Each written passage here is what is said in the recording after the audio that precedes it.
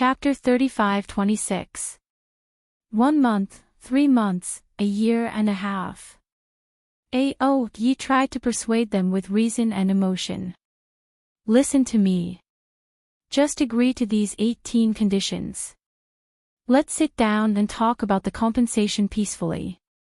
Compensation. For some reason, the Sure family felt that these 2 words sounded a little familiar. At the same time, the spies lying in ambush outside the Sure family's house had already returned to their respective houses to report the results of their investigation. The young Crown Prince Consort is abnormal, family head. Young Crown Prince Consort, there's nothing left to play with now. She's going straight to the Sure family's door and using the 5 Thunders array to suppress them. Now she's asking for compensation. Master, in my opinion, it's better to play it safe. Who knows if this fire will burn our house down if we go to the rescue? Such conversations were widely spread among the aristocratic families of all sizes in the capital. Everyone knew that it was that little pervert, the young Crown Prince Consort, who had set up this confinement array to trap the entire Sure family inside. 18 conditions for compensation. It's not a lot. Agree to it and I guarantee you won't lose out. Get your master to come out and talk to me. I guarantee, Yi was still talking in his head. A slightly aged voice suddenly interrupted his monologue. Who are you? Friends outside, could you please let us know the truth? In this world, there are only a few families who can make the Crown Princess come to their door to collect their debts, Arbor said coldly. The Sure family is one of them. Everyone, Crown Princess, thank you so much. Damn it, you make it sound like it's a great honor to have you come to their door to collect their debts. They must have had 8 lifetimes of bad luck.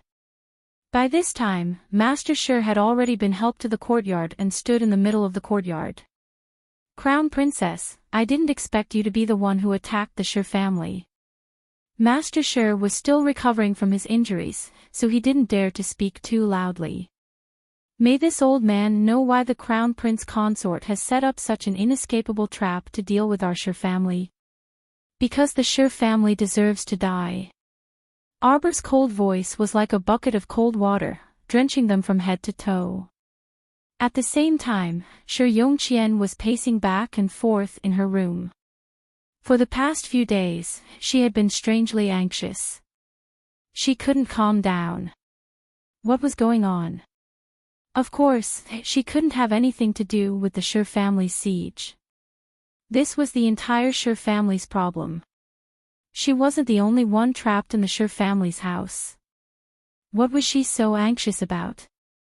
Sure Yongqian had been like an ant on a hot pan for the past few days. She couldn't eat or sleep well, and her lips were curled into a firecracker. Miss, if this goes on, Master wants to gather everyone's food for the time being, her personal maid said worriedly. Her personal maidservant said anxiously, if we don't have any food in our hands in the future, do we really have to wait until we are at the end of our rope? Although they wouldn't run out of food in the short term, they were trapped in this house. But as the family continued to consume, there would be a day when they ran out of food. Those Xiuzhou with high cultivation could survive without a meal for 10 days to half a month. Chapter 35-27. Poor mortals like them. If they didn't eat for 3 meals, they would be so hungry that they would feel dizzy and weak all over. At that time, they wouldn't even have the strength to escape even if they wanted to. Sure Yongqian was also very vexed. She was a spiritual cultivator in any case and had an inner world that could resist hunger. However, she was constantly unable to absorb food and was trapped in the same place for a long time, so she naturally felt vexed. Moreover, there were large confinement arrays everywhere that sealed all spiritual energy outside the array. Even if she wanted to enter closed-door cultivation, there was simply no spiritual energy to absorb. In this way, wouldn't she be as miserable as a trapped beast? No, she had to think of a way to get out. Just as Shi Yongqian was pacing around the room, she suddenly heard the little stoic's ice-cold voice that sounded like broken pearls falling on a plate, clearly coming from outside the room. Shi Yongqian's entire body inexplicably trembled violently several times. No, that was impossible. It was impossible that the little girl came here to seek revenge after her deeds were exposed. But if that wasn't the case, then what right did the little crown princess have to come and make trouble for their entire Shi family? Shi Yongqian's heart sank, and a bad premonition instantly welled up in her heart. At this time, Shi Yongqian heard her father's voice that was holding back his anger. This old man doesn't know what the crown princess means by this. How does the Shi family deserve to die? Although the crown princess holds a high position and is the wife of the future heir apparent, if she can't convince people with reason, then she definitely can't convince them at all. Yi Lai. Yes. Yi Lai immediately continued in a clear voice. The Shi family indulged their daughter and sent people to the lower star domain Sikong planet with inhumane intentions. They killed more than 100 commoners, and more than 1,000 soldiers from the lower star domain lost their lives in a battle with them. Such a heartless and unscrupulous way of doing things simply deserves to die. When Shi Yongqian heard this, she was so frightened that she fell on her butt on the stool. Was it really because of the incident at the lower star domain Sikong planet that they came looking for trouble? 2. The crown princess, she actually knew about it. Impossible, how was that possible? Could it be that she had already gone to the lower star domain? No wonder they couldn't contact Miao Sheng for a while. Could it be that Miao Sheng had been killed by them? Patriarch Shi raised his head and roared angrily outside the array. Who allowed my daughter to go on a killing spree in the lower star field? Make yourself clear. Weren't you the one who did it? Stay up late asked coldly. Even if it wasn't you, it has something to do with your daughter. Nonsense. Patriarch Shi roared, and then coughed continuously. He felt stifled and his heart was extremely flustered. Crown Princess, if you want to condemn someone, you can always find a pretext. Looks like you won't shed tears until you see the coffin. Stay up late said coldly, how about this? Go to the door and open it. We'll let you meet someone. Patriarch Shi really didn't want to open the door. After all, the Shi family had been trapped here for a long time. As soon as he opened the door, he was bound to see a bunch of onlookers, which was really annoying. These onlookers seemed to have nothing better to do. They liked to wait outside the Shi family's door and continue to watch the Shi family make a fool of themselves. How is it? Patriarch Shi, you haven't responded for a long time. I'm guessing you don't dare to open the door to recognize your people. The head of the Shi clan was infuriated. He gave his son a look.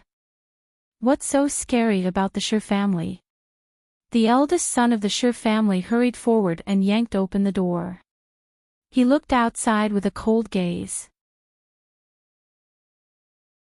Chapter 35-28. At first glance, he saw a little stoic girl with an exquisite face sitting upright at the entrance of his house with a fruit platter in her hands. She didn't look like she was here to collect a debt at all. Instead, she seemed to be one with the group of onlookers behind her, completely looking like they were here to watch a show. That was right. Although this young crown prince consort had said that she was making trouble at their doorstep, the one who had been shouting the whole time was one of her subordinates. She had not even moved her mouth twice. Crown Princess. The eldest son of the Shi family glared at the stoic-faced young lady. Who do you want us to meet? Qiao Mu clapped her tender and fair palms twice. Immediately, someone pushed a blindfolded man forward. He stumbled and fell to his knees in front of Arbor. Arbor gestured with her hand. A purple forest guard stepped forward and waved away the black cloth covering the man's face. The sudden blinding light made the man close his eyes in discomfort. When he opened his eyes again, he met Sher family's eldest son's eyes. Sher family's eldest son's pupils contracted in shock, but he suppressed himself and didn't call out, "Miao Xing. How is it? This is your young Mrs. Servant, right?" Aoye asked calmly. Who is this?" Sher family's eldest son immediately reacted. Perhaps today's incident had something to do with his second sister, Sher Yongqian, and the entire Sher family. However, he was also a shrewd person. After thinking for a while, he immediately denied it. He thought that as long as he didn't acknowledge Miao Xing's identity, the little crown princess wouldn't be able to use a servant to frame the Sher family for some groundless crime. When Qiao Mu saw him flatly deny it, she was neither anxious nor angry. She merely gazed at him coldly and nodded indifferently. Aoye. Yes. Aoye picked up the list of compensation and read aloud, "The first condition is to offer up your Sher family's second miss, Sher Yongqian's head." The Sher family's eldest son's expression changed. Then, he laughed out loud. "What an arrogant crown princess. You brought a servant we don't know and barged into our Sher clan. Do you think it's possible to convict our Sher clan with the crime of defying the heavens with just 3 sentences? Arbor looked at him coldly. "I want you to tell me who this person is." Then, without waiting for the patriarch of the Sher family to call out, a shining jade talisman landed on the eldest son of the Sher family. "Young Master Sher, do you really not know who this person is? He's the personal servant of my second sister, Sher Yongqian, Miao Xing." The eldest son of the Sher family was stunned for a moment. After being hit by the dictum talisman, he immediately answered obediently. It was too late for Master Sher to stop all of this.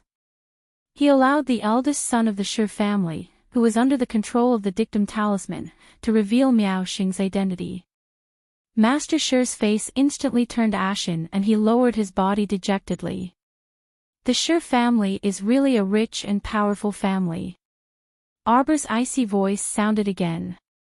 Have this person called Miao Xing recount his crimes anew. Another dictum talisman was shot into Miao Xing's body in the blink of an eye. Miao Xing immediately stood up and guffawed at the sky. He brazenly recounted all of his crimes. This included how he accepted the Sher family's second miss, Sher Yongqian's entrustment, how he repeatedly tried to find the way to Sikong planet, and how he finally arrived at the Mo Kingdom capital after many failures. Chapter 35-29. He then spoke of how he captured Jolin and how he colluded with the Panga clan to send a group of subordinates to throw the entire Mo Kingdom capital into chaos. He recounted it all in a smug manner. Everyone was flabbergasted. They stared incredulously at the smug Miao Xing and couldn't help shuddering. This person was done for. Miao Xing deserves 10,000 deaths. Even 10,000 deaths wouldn't be enough to atone for his crimes, Arbor said coldly. Where are the Crown Princess personal guards? Here. This person harbors evil intentions and is deranged. He shall be sentenced to the most severe punishment. Arbor's icy voice fell into everyone's ears without the slightest bit of warmth. It was like icy spring water flowing past, chilling everyone's hearts. Cripple his cultivation and execute it in public. Serve as a warning to others. Yes. The purple forest guards swarmed forward and broke Miao Xing's arms and legs, crippling his spiritual energy. They picked him up like he was a little chick and dragged him to a nearby pillar to tie him up. The pain of having his cultivation crippled caused Miao Xing to snap out of his daze from the talisman's control.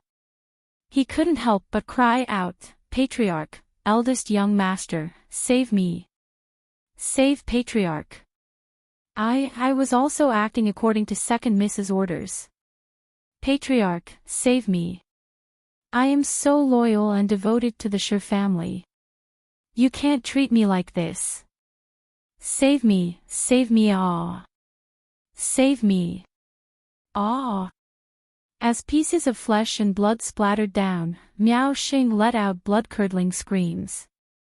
The onlookers crowding around the Shi family's entrance never expected to see such a gory scene and hastily retreated in fright.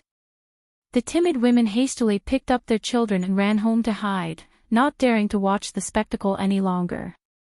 Arbor said coldly, "Hand over Shi Yongqian's head and this crown princess will release all the children under the age of 10 in the Shi family. Crown princess, please quell your anger. The Shi family is innocent. The child is innocent, but for the sins your Shi family has committed in the lower star region, I'm afraid that even the lives of your entire family would not be enough." Arbor said coldly, "If I don't punish you severely today, how can I face the thousands of broken families in the lower space zone?" "No." Patriarch Shi immediately panicked. He was completely flustered now. Offending this young crown princess was equivalent to offending the crown prince of the divine land. The crown prince was so powerful that the purple forest guard alone would be difficult for the Shi family to deal with. Of course, he didn't dare to confront the little crown princess directly. He hurriedly cried out, "The crown princess is wise. Miao Xing's mistake has nothing to do with the Shi family." At this time, Miao Xing had already been cut dozens of times. When he heard Master Shi's excuse, he immediately shouted, "Bullshit! Is the Shi family afraid to admit what they did? Did second young mistress Shi instruct me to do all these?" Second young mistress Shi also said that she would capture all the crown princess's family and bring them to the divine land. Then, she would force the crown princess to mutilate herself and beg for mercy. A cold glint flashed across Aoye's eyes. He yelled, "How dare she!" Separated by the transparent talisman array, Patriarch Shi fell to his knees at the door and cried out in alarm, "The crown princess is wise, the crown princess is wise. This has nothing to do with the Shi family. If you blame it on the Shi family, then you're being too extreme." Yes, this was all caused by second young mistress Shi Yongqian. When the eldest son of the Shi family came to his senses, he quickly knelt and cried out. Chapter 35:30. Crown Princess, the person you're looking for should be her. Go, call second miss out. Patriarch Shi turned around and bellowed at an elder.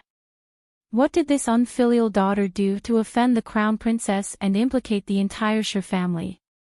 Qiao Mu carefully scrutinized this family head Shi's panic-stricken expression, and she instantly became puzzled.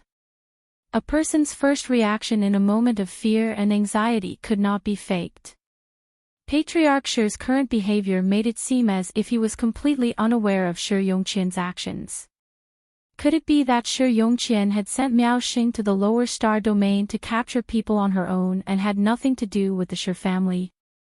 Or the real mastermind behind Shi Yongqian might not be as simple as Patriarch Shi. She seemed to have thought of something as her eyes flickered. Patriarch Shi, I, the crown princess, am a fair and impartial person. I will not wrong the Shi family for no reason, Arbor said coldly.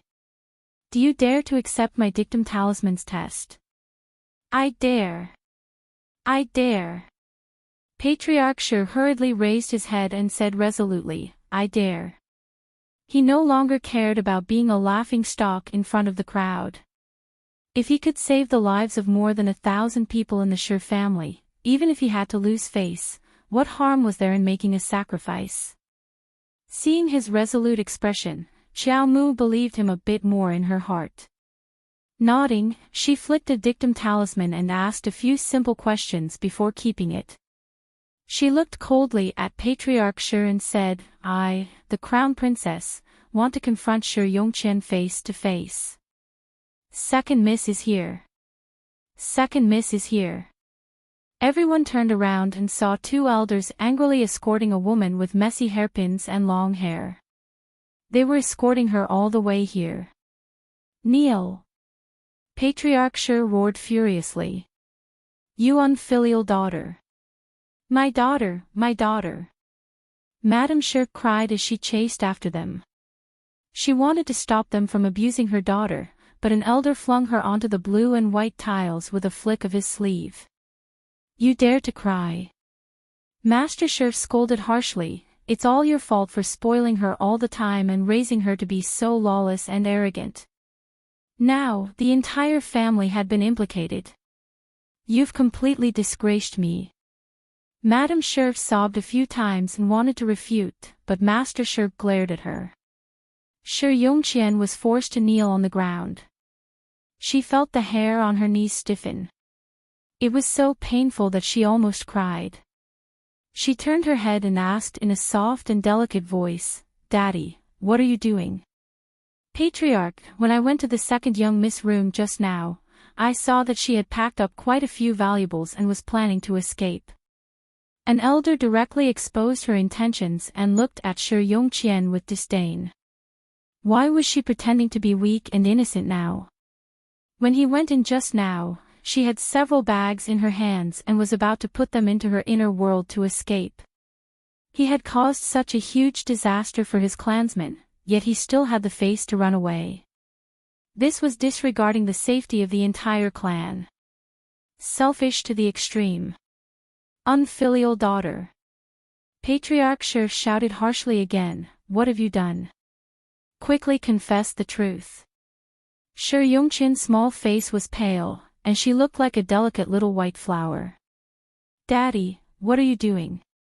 What did I do? She saw the stoic-faced crown princess sitting at her door and immediately cursed inwardly.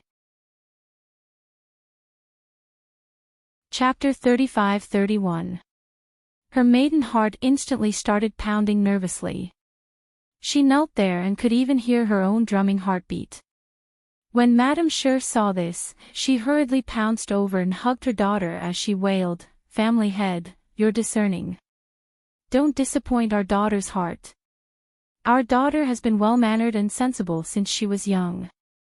How could she possibly send an assassin to the lower realm to kill people? How could she be so capable? She's the most gentle girl. Madame Sure wailed. Arbor didn't wait for Shi Yongqian to argue. Her fingertips moved, and a light abruptly flicked into Shi Yongqian's forehead. Shi Yongqian, did you send Miao Xing to Sikong Planet to capture and kill people? No. Shi Yongqian shook her head decisively. This caused Arbor, who flicked a dictum talisman, to reveal a slightly surprised expression as she stared at her without blinking. Ha, immunity talisman. Arbor looked closely at her and found the crux of the problem. She nodded as she said mildly. It looked like there was indeed someone behind Shi Yongqian. This immunity talisman wasn't something that just any normal person could draw. This was an Earth-level talisman, and it was the higher-level kind. It could be immune to all negative effects, including dictum, immobilization, restraint, drowsiness, and so on. Arbor also knew how to draw it, but this immunity talisman made by an Earth-level talisman master looked rather interesting. Although he wasn't like Arbor, who was used to making double and triple talismans, the talisman energy flowing on this immunity talisman was very abundant. It was even somewhat comparable to Sir Jojo's talisman energy. This talisman master looked very powerful. Arbor's eyes lit up as she stared at Shi Yongqian. She suddenly reached out and beckoned, and everyone couldn't help but exclaim in surprise. Shi Yongqian's entire body seemed to fly out uncontrollably. She swiftly passed through that transparent protective array and was sucked in by Arbor all the way from the main entrance, flying directly in front of her. Arbor abruptly reached out her small, fair claws and abruptly grasped Shi Yongqian's wrist. What are you trying to do? Shi Yongqian shouted harshly, you used a dictum talisman to test me just now, proving that I didn't send Miao Xing to do those things at all. Ah! Feeling her bones ache, Shi Yongqian revealed a frightened expression under Arbor's tight grip. Crown Princess, I know you don't like me. Ever since you saw me, you've been targeting me. But I've never done anything to get in your way, Arbor's expression was somewhat gloomy, and his eyes that stared at her emitted traces of coldness. You've offended me from the very beginning. Arbor's fingers moved to her neck and strangled her.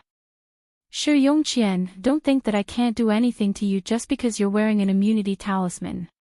She murmured softly, her 5 hard fingers gripping her neck tightly. Tell me, how should I let you die? Shi Yongqian gazed in horror at Xiao Mu, who was just inches away from her. She lowered her head slightly and stared straight at him. There was a hint of evil in her eyes, and it felt extremely abnormal.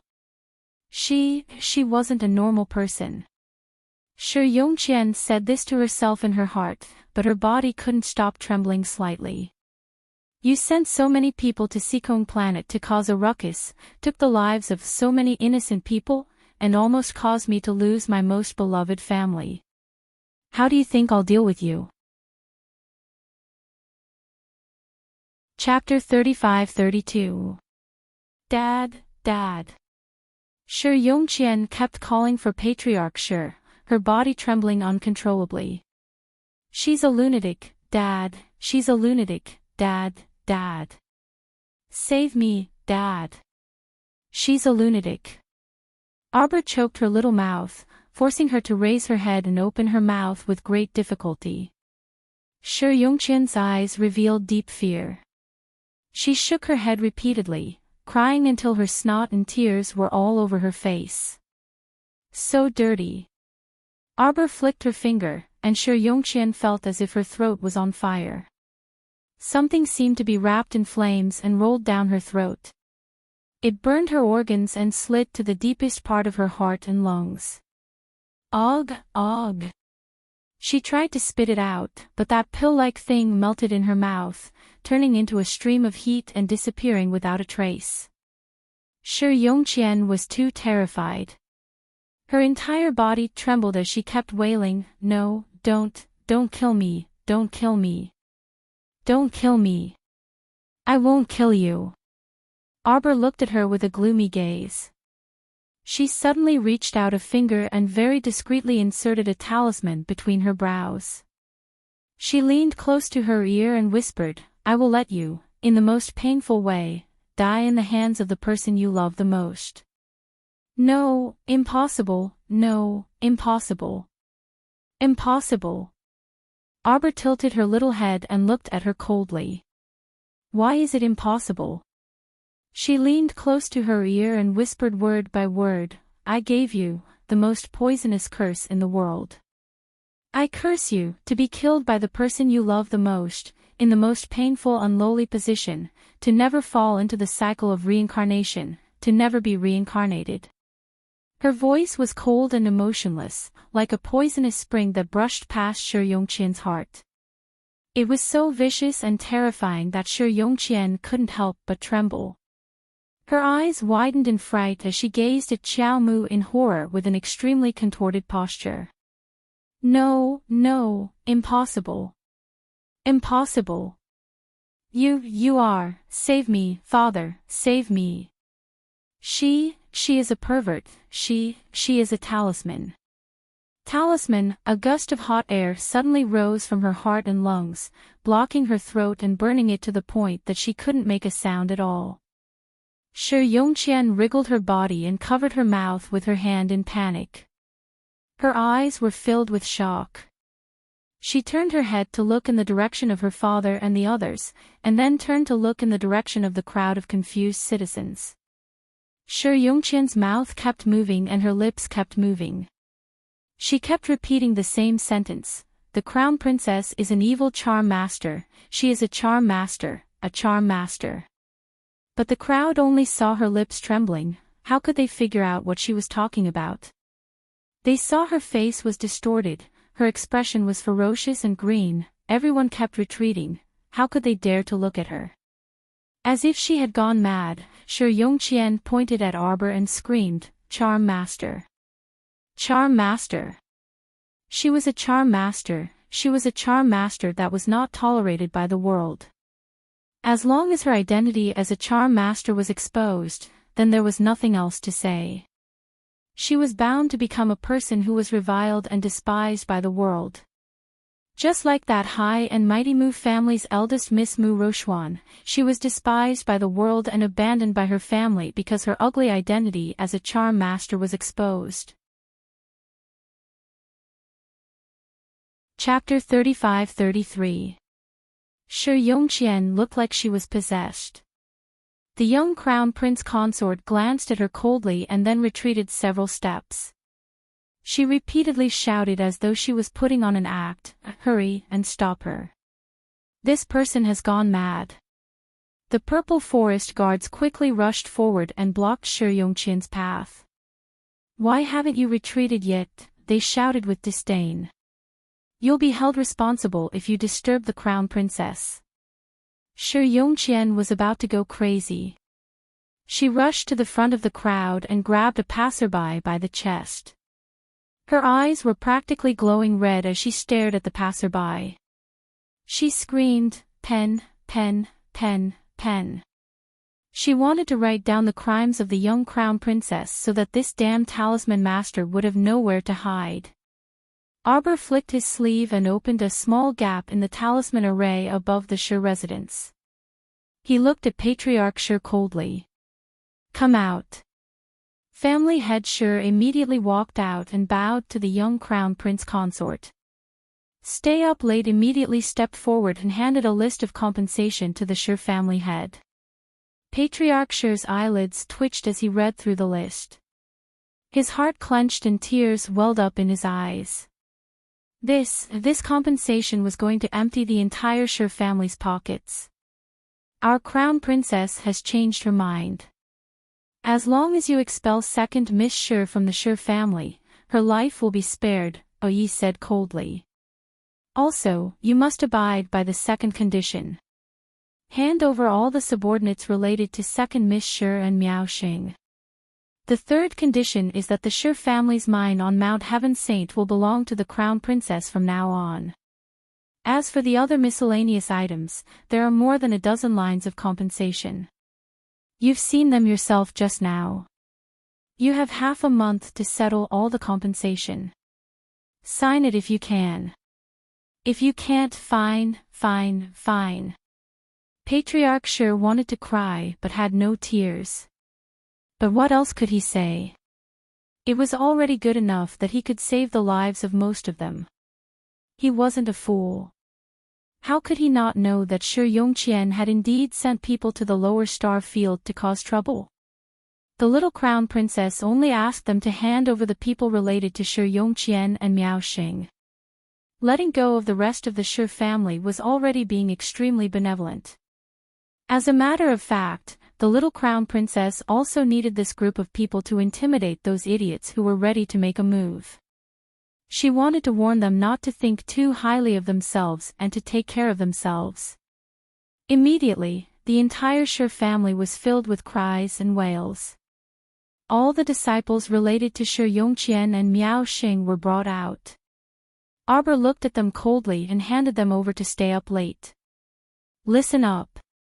If anyone dares to touch this crown princess's family in the future, I'll kill them. These people will serve as a warning to you. Life is precious. Don't disregard the life and death of your family. If there's anyone from the Shi family who wants to avenge these people, come at me if you're not afraid of death. Don't blame this crown princess for not warning you." Arbor looked at Patriarch Shi coldly. "If anyone from the Shi family comes looking for this crown princess for revenge, this crown princess will destroy your entire family. Don't bring trouble to yourselves." Patriarch Shi's pupils shrank. He quickly shouted, "No, we wouldn't dare. We wouldn't dare. The Shi family has no intention of disrespecting the crown princess.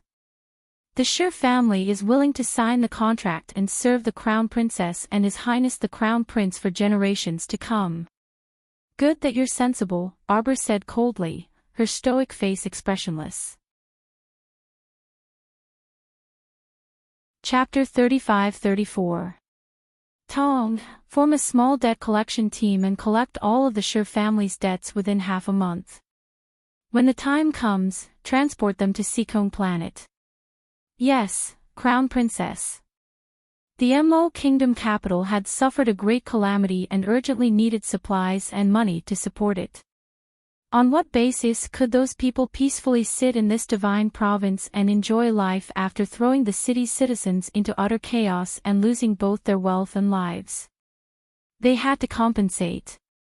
Even if it wasn't the Sher family's fault, who told them to raise such a troublemaker daughter? Since they didn't know how to raise a child, then they would bear the bitter consequences this child brought them. Leaving behind A.O. Yi and his group to supervise the punishment, Arbor then left first with Caixiu and Li Yi. The young crown prince consort walked anxiously at the front, her back view seeming a bit lonely. Caixiu and Li Yi exchanged glances before hastily chasing after her. For some reason, although the crown princess was unstoppable in her massacre, Caixiu and Li Yi could both sense that the young crown princess was currently in a bad mood. In reality, the young crown princess was indeed in a very bad mood. She walked extremely quickly, and as her plain white robes fluttered, a sense of irritation arose spontaneously. Although I've settled a long-standing enmity, reality has proven that I'm not happy right now. How I wish that you were by my side right now. Accompanying me, her icy eyes turned slightly, and she suddenly saw peach blossoms fluttering and scattering in the sky. In her daze, she saw a red-clothed man holding a small pink umbrella walk to her side with light steps. He said with a grin, my Jojo seems to be in a very bad mood. Arbor glanced at him and saw that he was actually carrying a bald little monk in his hand. That little thing kept kicking his legs and clasped his palms together, saying in all seriousness, "Benefactor, don't carry this little monk. This little monk isn't a rice bag. Go comfort my family's benefactor then," the venerable Peach Blossom Immortal said as he stuffed that little bald head into Arbor's arms. "Benefactor, your aura of malice is so heavy. You don't know how to speak." The venerable Peach Blossom Immortal smacked the little fellow's bald head. "What nonsense are you talking about? My Jojo has always been a soft and adorable little fellow. Where did you get your hostility from?" The little monk wrinkled his nose and said in all seriousness, "Benefactor, it's not right for you to lie through your teeth. Benefactress, how about this little monk recite a meditation mantra for you?" Xiao Mu's extremely bad mood inexplicably turned for the better after the two people's jesting and jabbering. She nodded and raised her hand to stroke little Baldy's slippery head. "You can read it. Namo, he luo na, duo luo yi, namo, aj." As a result, little Baldy's noisy voice rang incessantly by the young crown prince consort's ears, incessantly prattling on and on. The venerable Peach Blossom Immortal could not help but roll his eyes. Why did he have the misconception that he should not have let this nagging little Baldy out? Miss Chiao carried the nagging little monk and returned to the Chiao family's courtyard. Naturally, she did not mention it. Meanwhile, after the horrified Shi Yongqian saw the crown prince consort leave, she immediately leaped in front of her father, family head Shi, and hugged her father's arms. Her throat continuously emitted cracking noises, but she couldn't utter a single word. She glanced at a withered branch on the ground and hurriedly let go of family head Shi's hands. She rushed over to pick up the branch and gestured repeatedly on the ground. But who would have the patience to watch her gesticulate like a crazy woman? Chapter 35. The head of the Shi family didn't even look at her and turned to leave. Shi Yongqian rushed forward to block the head of the Shi family. She gesticulated anxiously and waved the branch in her hand, gesturing incessantly at the head of the Shi family. Since she couldn't speak, the head of the Shi family was impatient to the extreme. Seeing that she was still stubbornly blocking his way, he impatiently slapped her across the face. "Wicked girl! Get out of my way." The eldest son of the Shi family was also furious. The Shi family had so many assets. Just because of this brainless sister of his had committed such a heinous crime, they had to hand it all over to someone else. How could he accept this? How could he be willing? Right now, he wanted nothing more than to kill this foolish sister of his who couldn't do anything right. He pushed Shi Yongqian away forcefully and shouted angrily, "Haven't you had enough of being a fool? Don't you think you've caused enough harm to the family? If you still have a shred of conscience, you'd better get out of the family from now on and stay as far away from the Shi family as possible. The Shi family won't care whether you live or die in the future." Madame Shi wailed and lunged forward to hit her son. "That's your biological sister. Eldest son, how could you say that?" Shi Yongqian fell to the ground and used the branch in her hand to draw on the ground with all her might. As she was drawing, she suddenly realized that her hands were not under her control at all. Just now, her messy actions in front of them had not drawn a single word at all.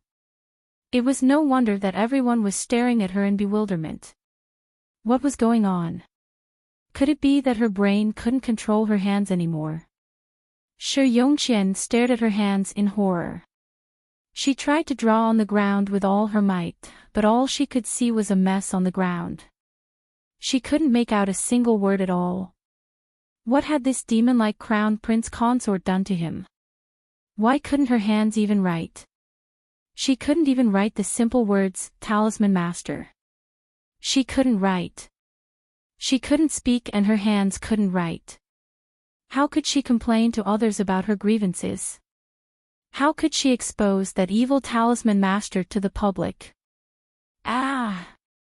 Shi Yongqian scrambled to her feet like a madwoman and threw herself at her parents with all her might. The head of the Shi family ordered with a cold face, "Close the door. From now on, the Shi family will no longer have such an embarrassing daughter." Bang! The two heavy pear blossom wooden doors slammed shut right in front of Shi Yongqian. Madame Shi originally wanted to scream, but after being hit by Patriarch Shi's hand, she naturally fainted and stopped screaming.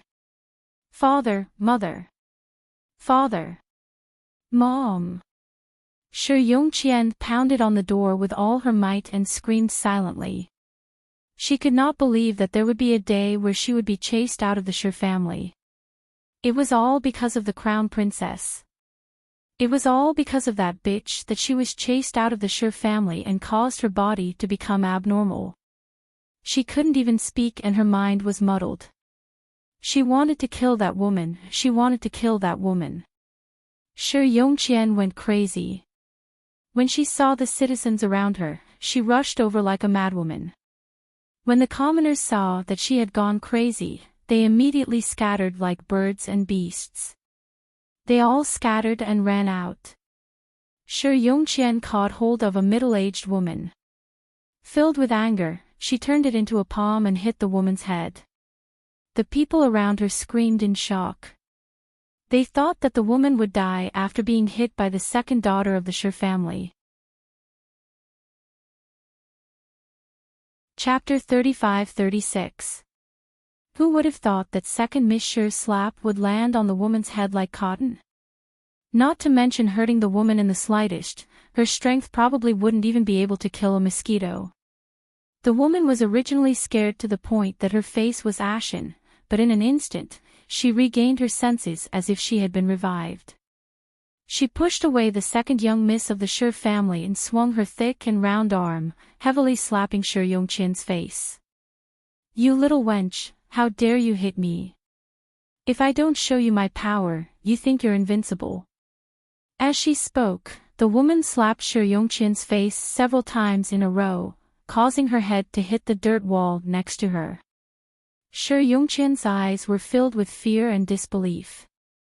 Her lips trembled as she looked down at her hands and shook her head repeatedly. Her expression was extremely frightened. "No, it's impossible, it's impossible. How could she not have any cultivation? She didn't have any cultivation. No, it couldn't be. It must have been her imagination. How could she have become a cripple? No, she wasn't a cripple. She definitely shouldn't be a cripple. She was Shi Yongqian, the high and mighty second miss of the Shi family. She was a master blacksmith, the second miss who had 5 levels of spiritual fire and was in the spiritual realm. She had become a cripple. It was Arbor, it must be Arbor. Arbor had given her that fiery pill before and had crippled all her cultivation. What right does a good-for-nothing like you, who can't even take care of yourself, have to stay by the young master's side? Ridiculous. A cripple like you should die. Why aren't you dead yet? Don't you think you're a cripple living in this world with broken arms and legs like a bedbug? Ha ha ha, a cripple, a cripple, a cripple. A pair of indifferent eyes stared coldly at the woman who was being pushed to the ground and kicked by the fat woman. He pursed his thin lips and didn't say a word. Second Master, do you want this subordinate to go and save Second Miss Shi? Who asked you to be a busybody? When the subordinate heard his master's words, he immediately lowered his head and didn't dare to say anything else. Jojo, if you want Shi Yongqian to become a cripple, then I'll do as you wish. Second young master looked at Shi Yongqian coldly and then turned to leave. Shi Yongqian, have you ever thought that in this life, the one who has become a cripple is you? Second young mistress Shi turned around and happened to see a familiar piece of clothing at the corner of the street. The color and style of the fabric at the corner of the clothing were so familiar. Axion. Second young mistress Shi crawled a few steps on the ground in panic. She wanted to shout, but there was no sound. The Shi family's second young mistress finally got up from the ground and stumbled a few steps before she was blocked by a few ruffians and hooligans. A trace of panic flashed through Shi Yongqian's eyes. She dug her fingers into the wall and shook her head at those hooligans. Her eyes were about to pop out of their sockets as she angrily shouted. Without any sound, there would naturally be no deterrence. Oh, so you're a mute. What an ugly face with a bloody head. Her figure is not bad. A few ruffians with bad intentions surrounded Shi Yongqian and grabbed her hands and started to grope her. Second Master, second young mistress Shi seems to have been pestered by a few hooligans. You talk too much. Qin Axian glanced at the subordinate indifferently. He didn't even look back at Shi Yongqian and immediately left with his men. Chapter 35-37. Axian, don't go, Axian. Axian, save me, don't go. Axian. Shi Yongqian's eyes revealed a look of despair. She stumbled and tried to break free from the hooligans' encirclement, but someone reached out and hugged her waist. A few hands wandered back and forth on her body with evil intentions. She was so shocked that her eyes rolled back and she almost fainted. Without her cultivation and spiritual power, Shi Yongqian was nothing more than a cripple. She couldn't do anything. She couldn't even beat these soft-footed hooligans in front of her. She could only silently cry and wait for them in horror. Her mouth squirmed as she kept shouting, "Let go of me, let go of me." But those hooligans already had crooked thoughts. How could they let go of the prey that was already in their hands? They dragged her into the alley at the side. The crowd that was originally watching the show couldn't help but slowly disperse. Looking at the Shi family's second young mistress being dragged away by the hooligans, some people couldn't help but sigh and shake their heads. The young mistress of the Shi family actually fell into such a state. Her life is worse than a dog's. Shi Yongqian was dragged all the way into the alley. She looked at the ugly hooligans surrounding her in horror. She couldn't help but wave her hands, wanting to resist. Unexpectedly, he was slapped in the face, and the cloth on his shoulder was rudely torn by the person. Shi Yongqian let out a silent scream and hurriedly used her hands to close her clothes. Who would have thought that in the next second, she would be hugged by a local ruffian? With a forceful tug, her clothes were torn apart. As the clothes on her body became less and less, her snow-white skin was clearly seen under the sunlight. The hooligans swallowed their saliva. Their eyes flashed with excitement and they suddenly pounced on the Shi family's second young mistress. Shi Yongqian couldn't make a sound at all. Moreover, she was a soft-footed waste with no cultivation. She couldn't stop these lowly hooligans in front of her. When night fell, the Shi family's second young mistress, who was filthy and ruined, crawled out of the alley like a ghost. Her tears had long dried up the moment she was bullied. What grievances! What hatred! Now, they had all turned into defeat and emptiness. She was like a wandering soul, walking on the street in ragged clothes. There was a trace of blood at the corner of her mouth, and only a dried blood clot remained on her forehead. She was like a wandering ghost, swaying her body as she walked. Every step she took left a trail of blood, leaving a long trail of blood on the ground. A night watchman was walking towards her. When he saw second Miss Shi's ghostly appearance, he was so frightened that he screamed, thinking that he had seen a ghost. He even threw the night watchman's drum on the ground with a clang and turned around to stumble back to where he came from. Shi Yongqian's head was tilted. Every step she took left a bloody footprint. Her tattered clothes hung on her body like strips. Looking from afar, she really looked like a female ghost that had crawled out from the depths of hell. Even her eyes didn't have a trace of life. The crown princess had forced her to her death. It was the crown princess who forced her to her death. Shi Yongqian stubbornly shouted these words in her heart. She swayed all the way to the entrance of the palace.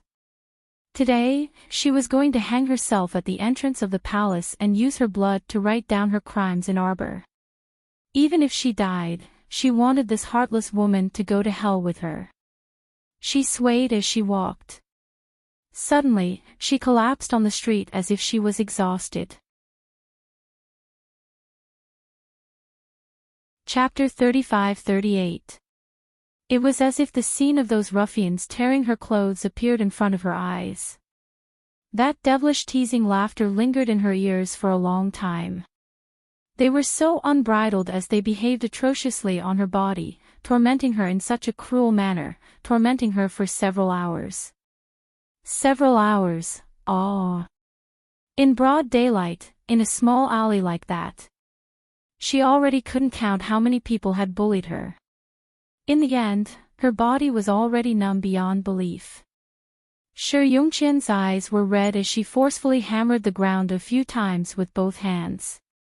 Her eyes were filled with empty hatred as she slowly raised her head. Under the illumination of the bright lanterns, she saw the two large characters of the Qin estate. Tears immediately welled up in Shi Yongqian's eyes. Like a worm, she climbed up the tall steps one by one and used her hands to pound on the vermilion door twice. At this time, the street was very quiet. It was already very late that night, and there wasn't a single person on the street.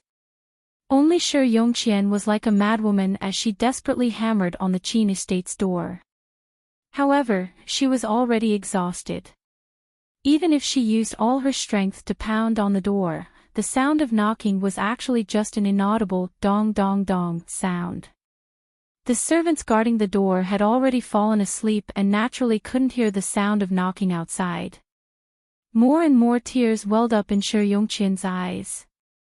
She really wanted to go in and ask second young master if he had also passed by the Shi estate's entrance just now. Did he leave her in the lurch? Or was her eyes playing tricks on her? No, that couldn't be. Shi Yongqian comforted her own heart as she collapsed in front of the Qin estate's entrance, repeatedly shaking her head. If Axan saw her being driven out by her family, he definitely wouldn't stand idly by. If Axan had passed by the Shi estate, there was no way he wouldn't have seen those ruffians harassing her. He also wouldn't have left with a flick of his sleeves and completely disregarded her life or death. Shi Yongqian's tears fell one by one, dripping onto the ground. Her eyes were filled with tears, completely blurring the night scene in front of her eyes. Suddenly, a black figure appeared in front of her. Shi Yongqian raised her head in astonishment. When she saw the person's face clearly, her eyes couldn't help but reveal an ecstatic expression. Decoration, Wang Cheng. Wasn't he the second young master's personal bodyguard, Wang Cheng? When Huang Yong lifted her up, Shi Yongqian immediately panicked. She lowered her head and looked at the state of her clothes. She hurriedly wrapped her arms around her body, trying her best to hide all the messy marks on her body. Unfortunately, she was almost naked to begin with. No matter how tightly she hugged herself, it was impossible to cover up the lingering marks on her body. No, don't take me to see second young master. I'm so dirty right now. I don't want to see second young master. Shi Yongqian began to cry. She shook her head repeatedly and opened her mouth to speak a series of words. Wang Cheng naturally could not hear her voice. He carried her to the crane garden where the second young master lived. Shi Yongqian felt that today was the darkest day of her life. She was actually forced to appear in the crane garden with her unkempt and filthy appearance. She looked at the young master of the Omega Kotoku who was sitting in the pavilion and playing chess with an enchanting woman in red. He merely sat there without saying anything. Those exquisite features revealed a faint coldness. Under the moonlight, he appeared as handsome and natural as a jade sculpture. Such a beautiful second young master made Shi Yongqian inexplicably feel a trace of inferiority. Chapter 35-39. She hurriedly took a step back, wanting to retreat behind the rockery to hide. Her body was really too dirty, and she didn't want to meet the godlike man in her heart at this time. The enchanting red-clothed woman in the pavilion raised her eyes and chuckled. "Oh, why do you look so disheveled? You look very miserable." Young Master Omega Kotoku placed a piece and frowned. "You're about to lose." "So what if I lose? It's not like I've lost to you for the first time, do I need you to remind me?" That woman winked seductively and flipped over to sit on the chess table, throwing herself into second young master's arms. The twins, Tang Quan and Tang Li, who were standing beside the two, couldn't help but feel disgusted. In the past, they didn't know that Ling was a man. Now that they knew that this freaking old demon liked to pretend to be a woman, they felt that she was strange no matter where they looked at her, and usually kept a respectful distance from her. Young Master Omega Kotoku naturally wouldn't let her throw herself at him, and he directly dodged to the side. Flicking his sleeves, he indifferently said, "Take her to the confinement room." Then, he left without even looking at the item before he used it. Shi Yongqian's heart instantly sank to the bottom of the valley, as if it had fallen into an ice cellar. Was second young master so disgusted that he felt that even a glance at her would dirty his eyes? Just like that, Shi Yongqian's tears fell uncontrollably, and she couldn't hold them back at all. Ling clicked his tongue and threw a green robe to her. "Here, little lady, put it on. TSK, so pitiful. A delicate little beauty has been tormented to this extent. These people are really heavy-handed." Shi Yongqian could hear the mockery in his voice, but there wasn't much sympathy. Her ice-cold fingers tightly gripped the robe on her body, and she found that she was once again picked up by Wang Cheng and brought to the confinement room that young Master Omega Kotoku had mentioned. Of course, she knew what kind of place the confinement room was. It was a small confinement room that the Qin estate used to treat prisoners.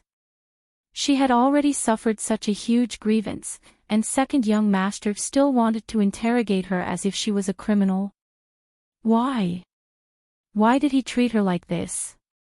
The bitterness in Shi Yongqian's heart almost drowned her. "Go in."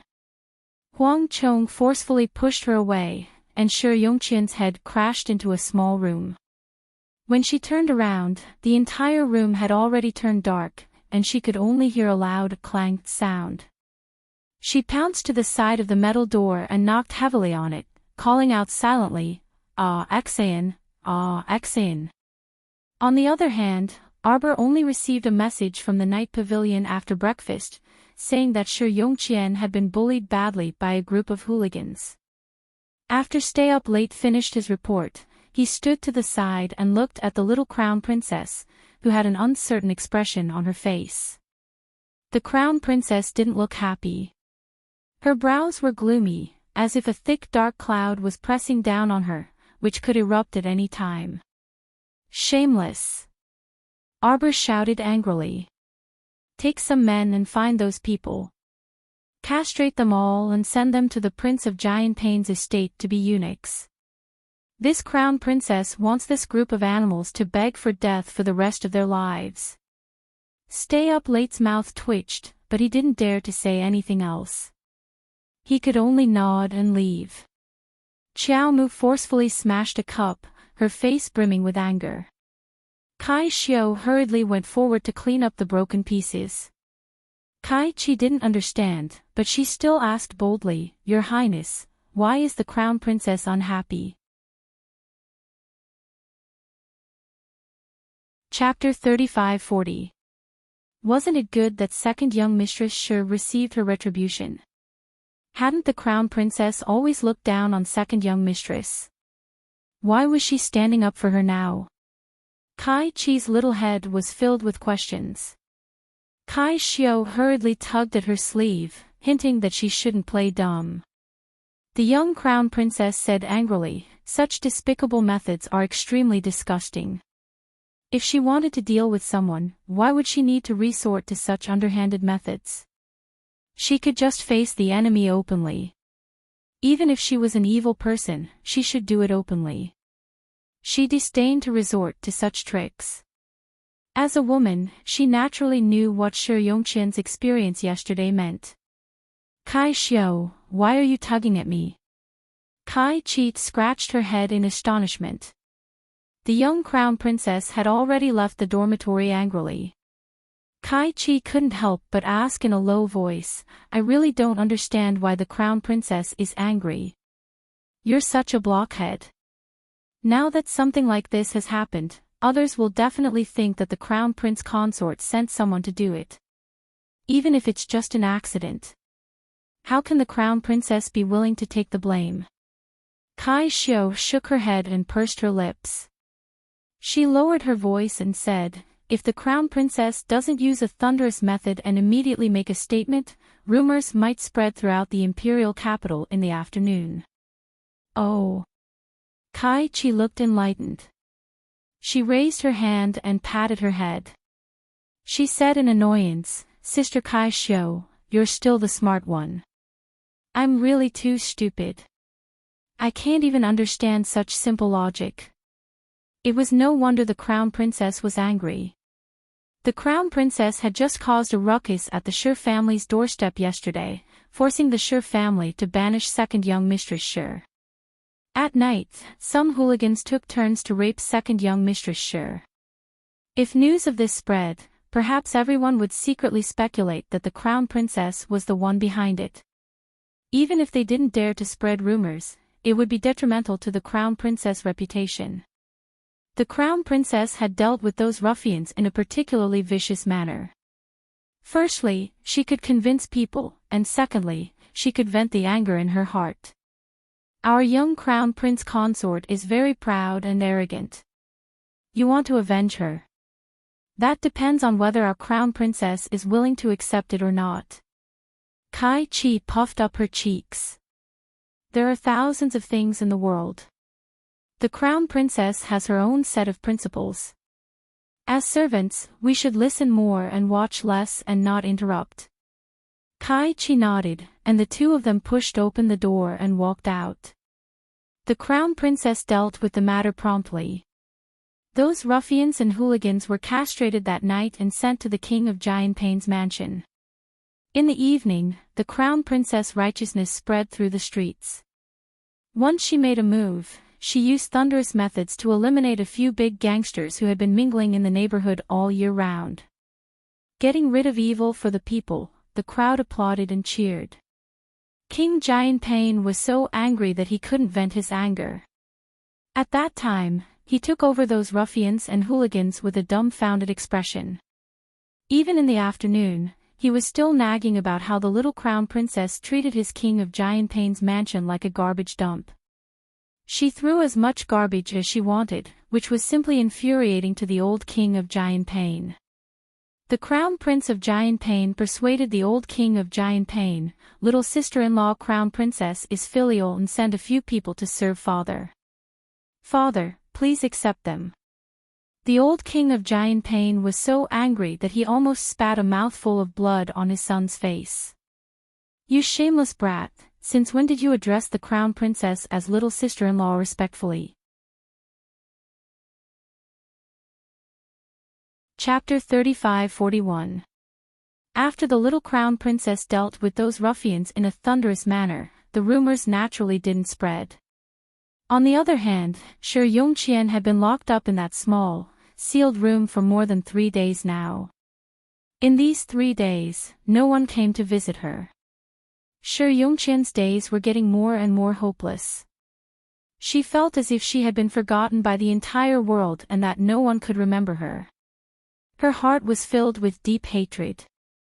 She hated the heartlessness of her parents and brothers, and she also hated Arbor for causing her to be in this state. The only person she didn't hate was the second young master who ordered people to throw her into this small, sealed room. In her heart, she was still trying to find excuses for the second young master. The second young master must have been delayed by something these 2 days. Otherwise, he wouldn't have ignored her life and death. The funny thing was, the second young master she was trying to find excuses for was really so busy that he had forgotten about her and completely forgot about her. That evening, the iron door that had been sealed for 3 days and 3 nights finally made a sound. Shi Yongqian was both shocked and delighted. She scrambled to the side of the iron door and unwillingly slammed on the door again. In these 3 days, she was so hungry that she was dizzy. Ever since she became a cripple a few days ago, she couldn't take out the food that she had hidden in her inner world. So these few days, she was practically in an abyss of suffering. She was about to go crazy. Without food or water, her lips were so dry that they were cracked from thirst. But when the iron door opened and she saw the person standing at the door, a trace of disappointment involuntarily flashed across second young Miss Shi's heart. It wasn't the second young master. The person who came wasn't the second young master. Of course, it wasn't the second young master's bodyguard, Wang Cheng, but the master's right-hand man, Qin Chao. Qin Chao's pair of gloomy eyes stared at Shi Yongqian like a poisonous snake. He grinned and looked her up and down several times with ill intentions. I didn't expect that the second young miss of the Shi family would fall to such a state. Shi Yongqian's body couldn't help but shrink back. She opened her mouth, but she knew that she couldn't make a sound. She couldn't help but reach out her hand and gesticulate at Qin Grass. Qin Chao looked at her with a sneer. Suddenly, he pulled out a dagger from his waist and gave her a sinister smile. Second miss, with your ruined body, you probably don't want to live in this world anymore. Since second miss is too scared to die, how about Qin Chao send you off? With that, the man took a few steps forward with a cold face and kicked the small iron door shut. Shi Yongqian's eyes spat out flames of fear and panic. She stared at the man in front of her in disbelief. She pounded the ground twice with her hands and glared at Qin Chao as if she wanted to eat him up. Qin Chao had only taken a few steps when he suddenly stopped. His gaze fell on Shi Yongqian's exposed white calf, and he licked his lips. Shi Yongqian felt that she had experienced all kinds of filthy things in her life. At this moment, how could she not understand the meaning of the man's gaze? She shrank back in fear, her eyes revealing a bone-deep hatred. She leaned against the corner of the wall and kept kicking her legs, wanting to kick Qin Chao away. but she didn't expect Qin Chao to throw her away and pounce on her. He quickly tore apart the green robe covering her body and slapped the struggling Shi Yongqian hard across the face.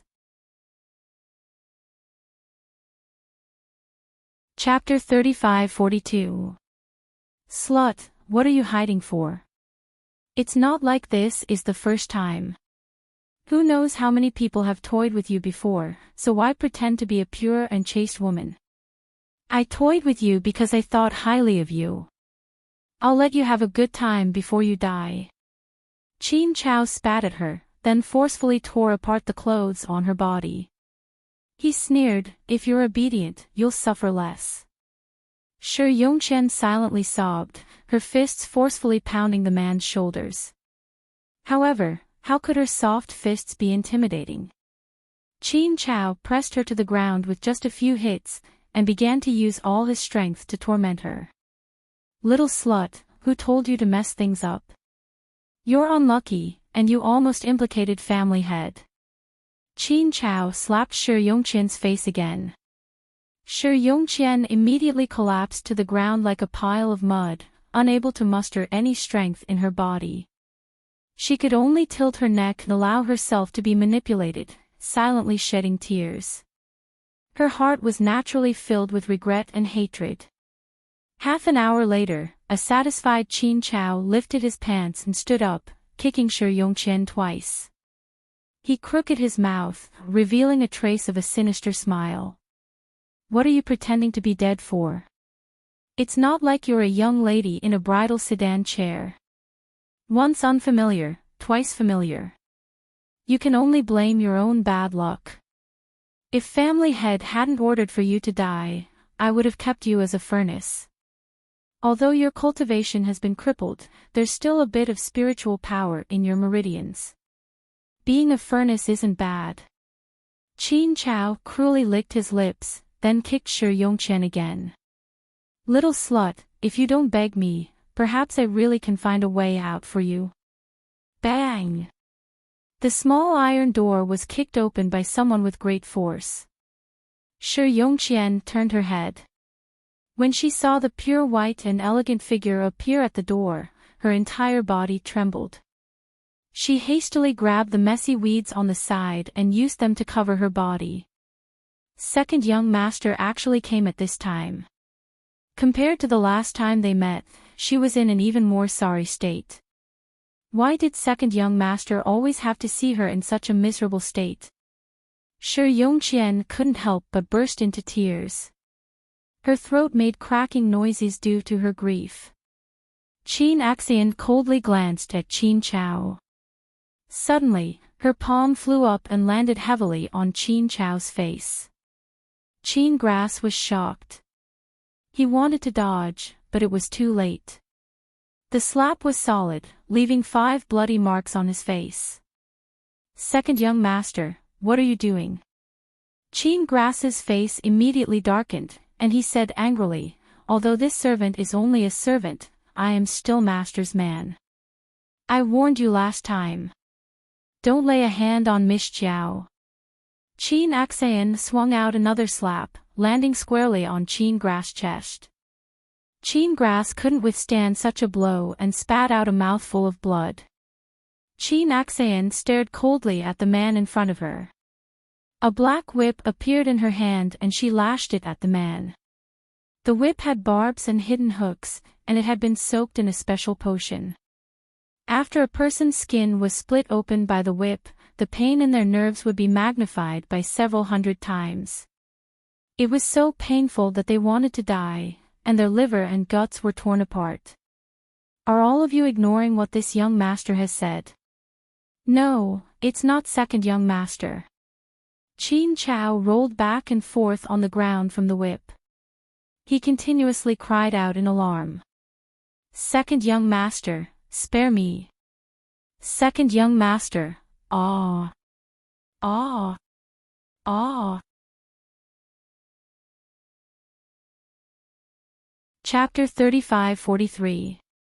Shi Yongqian, who was cowering in the corner, immediately relaxed her brows and couldn't hide her excitement and joy. Seeing the man who bullied her being tortured by the second young master to the point of begging for death, she instantly felt much better, so much so that she didn't even hear a single word of the second young master's reprimand. She deceived herself and others by thinking that the second young master acted this time to teach that lowly servant a lesson for her. That lowly servant actually dared to touch her, the second young miss of the Sher family. He deserved to be beaten to this state by the second young master. Hit the main point, hit the main point. Sher Yongqian wrapped herself in straw and cowered in the corner. When she looked at the second young master, her beautiful eyes were filled with deep adoration and excitement. She knew it, she knew that the second young master was extremely good to her. If he knew that she suffered so much here, he would definitely help her teach those lowly servants a lesson. And Arbor, that slut, the second young master definitely wouldn't let her off. She gazed tenderly at the Omega Kotoku young master, her eyes overflowing with dreamy colors. It was as if at this moment, Arbor was already kneeling in front of her, begging for mercy from the second young master's whip, kneeling and licking her. Qin Chao was tormented to death by the second young master's whip dipped in poison, suffering unbearably. He didn't expect that the second young master would not give his father any face and hit him without any hesitation. He was also so vicious to his father's servant. One had to consider the master's face before beating a dog, right? The second young master's actions were like a poisonous thorn being planted in Qin Chao's heart. As the whips fell one after another, the poisonous stinger quickly turned into a bramble, gradually growing and expanding. After a quarter of an hour, Qin Xian stopped. Looking at the mangled figure in front of her, she coldly said, "Throw him out." Wang Cheng immediately stepped forward and pulled up the kneeling Qin Chao. Qin Xian turned around and said coldly to Qin Grass, "Go back and tell my father that I'm going to kill him. I don't want to see this happen again." Old Master is also worried about the second young master. Qin Chao spat out a mouthful of blood and looked at Qin Xian with a resentful expression. "No need." Qin Xian coldly replied. "If you dare touch my people again, I'll take your lives next time." Qin Xian glanced at Qin Grass indifferently. The zither and grass quilt were dragged all the way out by Huang Chong and thrown into the flower bed of the garden like a dead dog. Xian. Sher Yongqian called out excitedly, but her expression suddenly froze. She can talk. She could talk all of a sudden. What's going on? The heavens must have pitied her and given her a chance to speak. Sher Yongqian was wild with joy as she rushed forward. She wanted to hug the corner of Qin Xian's robe, but he dodged to the side. The young master of the Omega Kotoku looked at the filthy Sher family's second daughter with disdain and said coldly, "Who told you to act on your own accord?" Sher Yongqian was stunned and quickly said, Xian, what are you saying? Who told you to take matters into your own hands and help my father go to Sikong planet to arrest the Chao family members?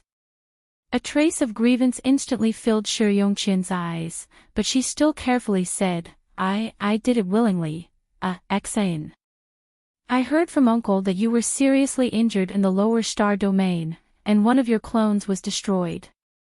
Sher Yongqian's eyes suddenly widened as she stared at Qin Xian in disbelief. You're criticizing me. Chapter 35-44. Are you blaming me? Sher Yongqian couldn't help but shriek, why are you blaming me?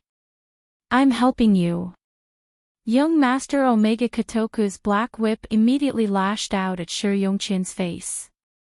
Sher Yongqian instantly felt a sharp pain on her face and all the hairs on her body stood on end. Second young master was whipping her. Paw! Paw! The whip mercilessly lashed out at Sher Yongqian's body several times.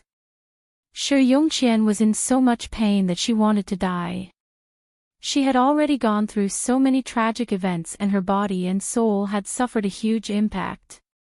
Now that she saw young Master Omega Kotoku mercilessly whipping her, she couldn't accept it emotionally and her heart was twisted. Why? Why? Shi Yongqian shrieked. Why was Axian treating her like this? What did she do wrong? Wasn't she helping Axian? Why was Axian whipping her like this? It was as if he wanted to whip her to death, again and again. It was no different from the violence he had done to Qin Chao just now. Shi Yongqian felt that her tears had almost dried up in the past 2 days. She couldn't shed any more tears and could only open her mouth and wail. Axian, why are you treating me like this? Axian. Qin Axian kept the whip in his hand and looked indifferently at the battered and blood-stained woman in front of him. A faint sense of satisfaction flashed through his eyes. So, when she was whipping Xiao Qiao, she also felt this happy. It turned out that whipping people was quite interesting. Shi Yongqian slightly raised her head. She had always worshipped and loved this man in front of her, so even when he was whipping her, she couldn't take her eyes off him and looked at him like she was crazy. Thus, Shi Yongqian didn't miss the flash of excitement in young Master Omega Kotoku's eyes. She shouldn't have loved such a cruel man. But the flame of love in her heart couldn't be extinguished and couldn't be suppressed. Even if he did such a terrible thing to her and treated her so cruelly, she still loved him wholeheartedly. As long as she could stay by this man's side, even if she was whipped every day, she didn't care. Shi Yongqian crawled forward a few steps and reached out to hook the corner of his robe, shouting, Axian, Axian, I love you, Axian, Axian, I really love you. I don't have any feelings for you. Qin Axian indifferently stretched his leg and kicked her. Every time I see you, I feel disgusted. Although his tone was calm, his words were like a sharp sword, cutting open Shi Yongqian's heart. If it wasn't because you hindered, I would have married you because how, as Qin, as speaking Kotoku, you use, he, he, Shi Yongqian cried out, but the infatuation in her eyes did not extinguish.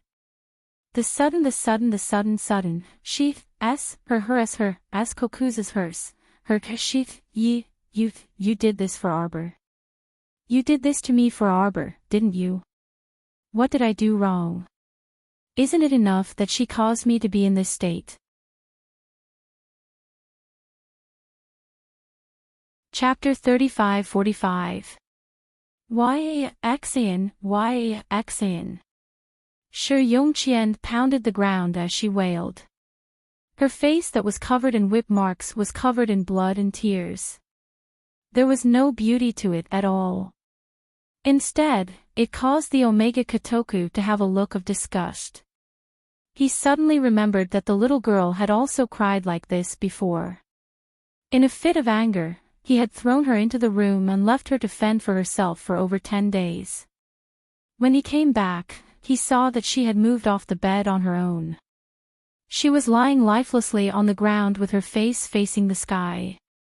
Tears that were like broken ice beads fell from her eyes drop by drop. She didn't make a sound or cry, but that kind of silent and broken cry made him feel inexplicably heartbroken in an instant. Her pearl-like tears were like broken pearls. At that time, it was as if they were smashed into his heart, making him feel unbearably uncomfortable. Qin Axian's eyes were cold as he once again stepped on Shi Yongqian's other arm. He slightly tilted his head as a sharp light flashed in his eyes. He softly said, "Did you know? She didn't know how to walk before. But she never cried.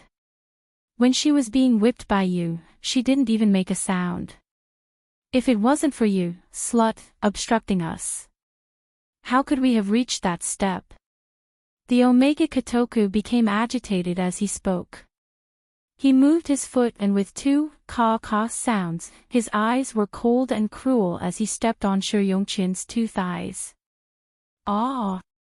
Shi Yongqian's head was covered in cold sweat as she let out a miserable cry. If it wasn't for you, calling her a cripple. How could she think of leaving me? Shi Yongqian's mouth was filled with blood as she looked at the man in front of her. The light in her eyes was extinguished bit by bit. Suddenly, it was as if she had a final radiance as her entire person brightened up. Did you know? The woman you're talking about, she is a talisman that cannot be allowed to exist in this world. Talisman, cough, ah. Talisman. Cough. Shi Yongqian's eyes were filled with horror as she wanted to reach out and claw at her burning throat. But when he raised his arm, he discovered that his arm was in great pain. It had long been crushed by Qin Xian, and he couldn't lift it at all.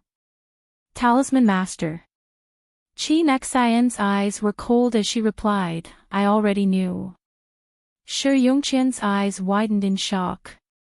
You slut, you're trying to harm her again.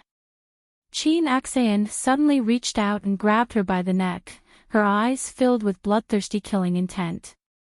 In this life, I won't let you have the chance to hurt her again. Never. Cough. Shi Yongqian felt her breathing tighten, and she was almost unable to say a word. She stared at him in confusion as she mumbled, Xian, how did they end up like this?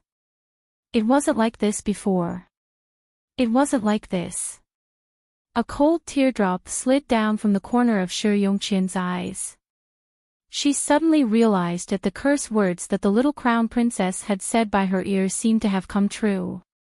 That evil woman had said that she would die in the hands of the person she loved. That cursed talisman had really taken effect.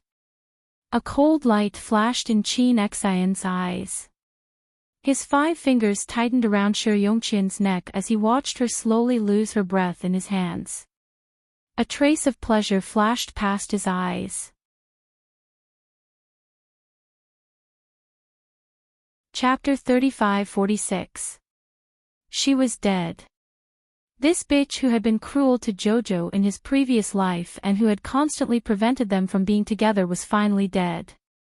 From now on, no one could stop his determination to get back Jojo. No one would ever be able to separate him from Jojo again. Boom.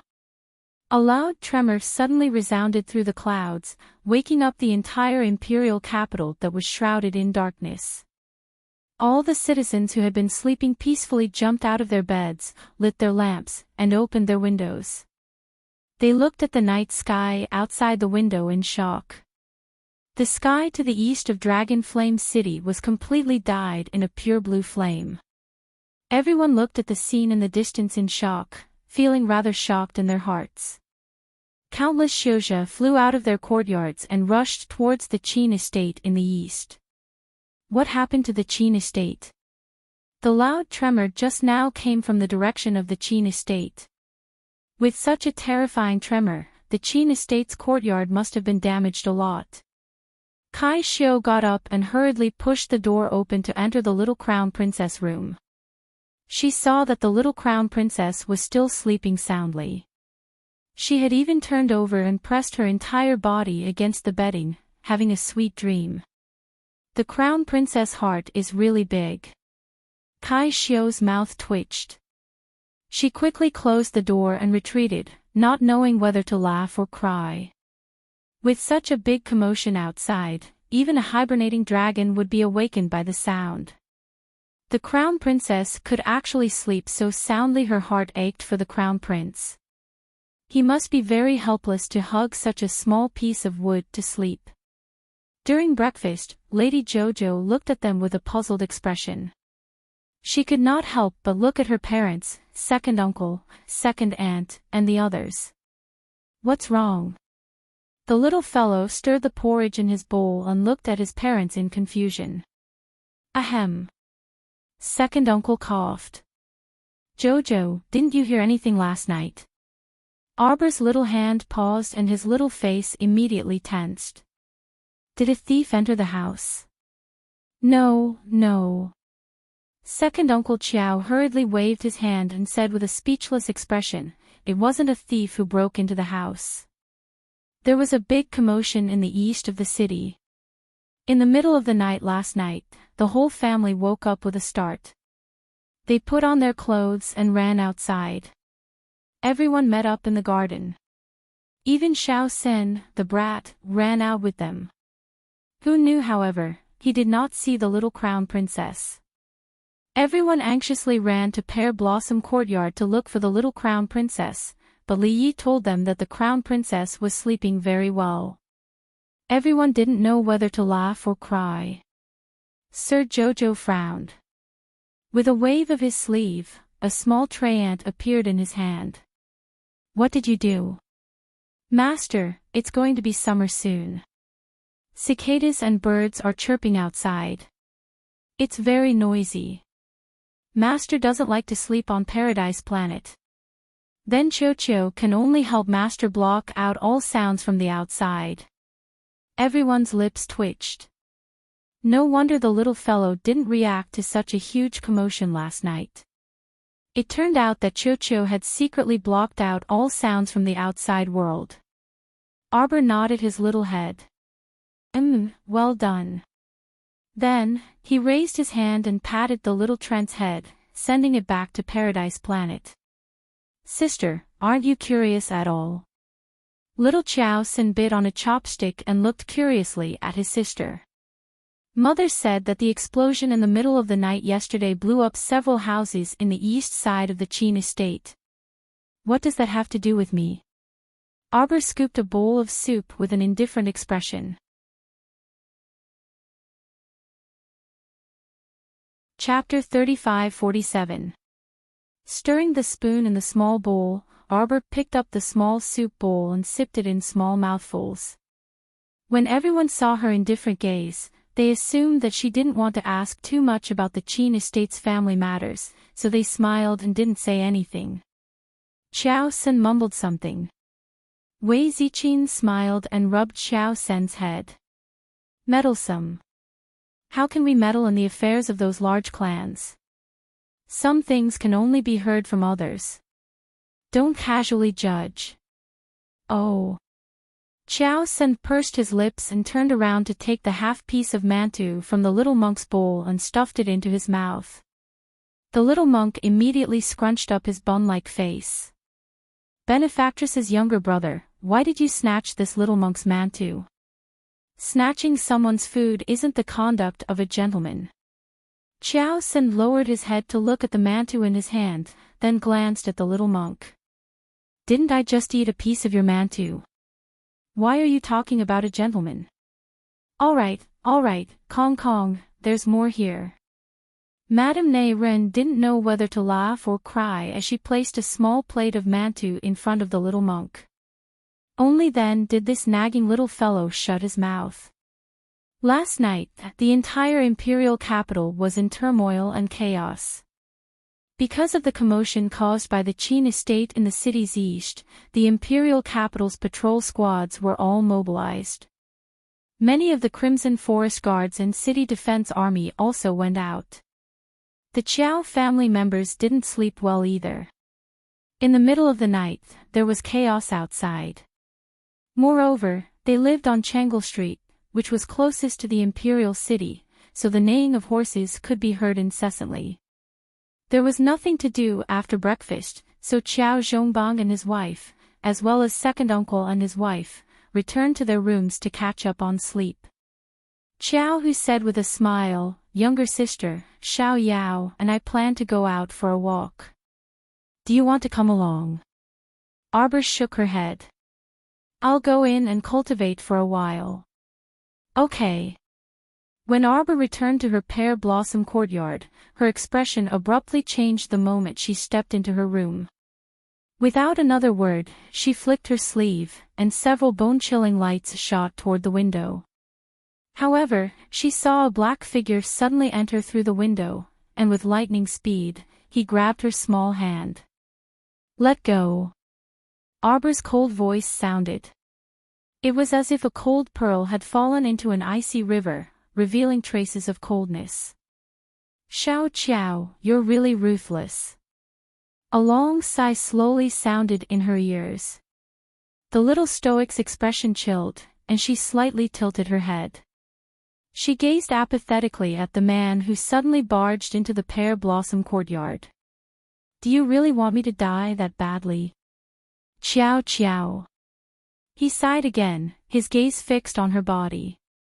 Arbor looked at him expressionlessly with an innocent expression that said, I don't understand what you're talking about.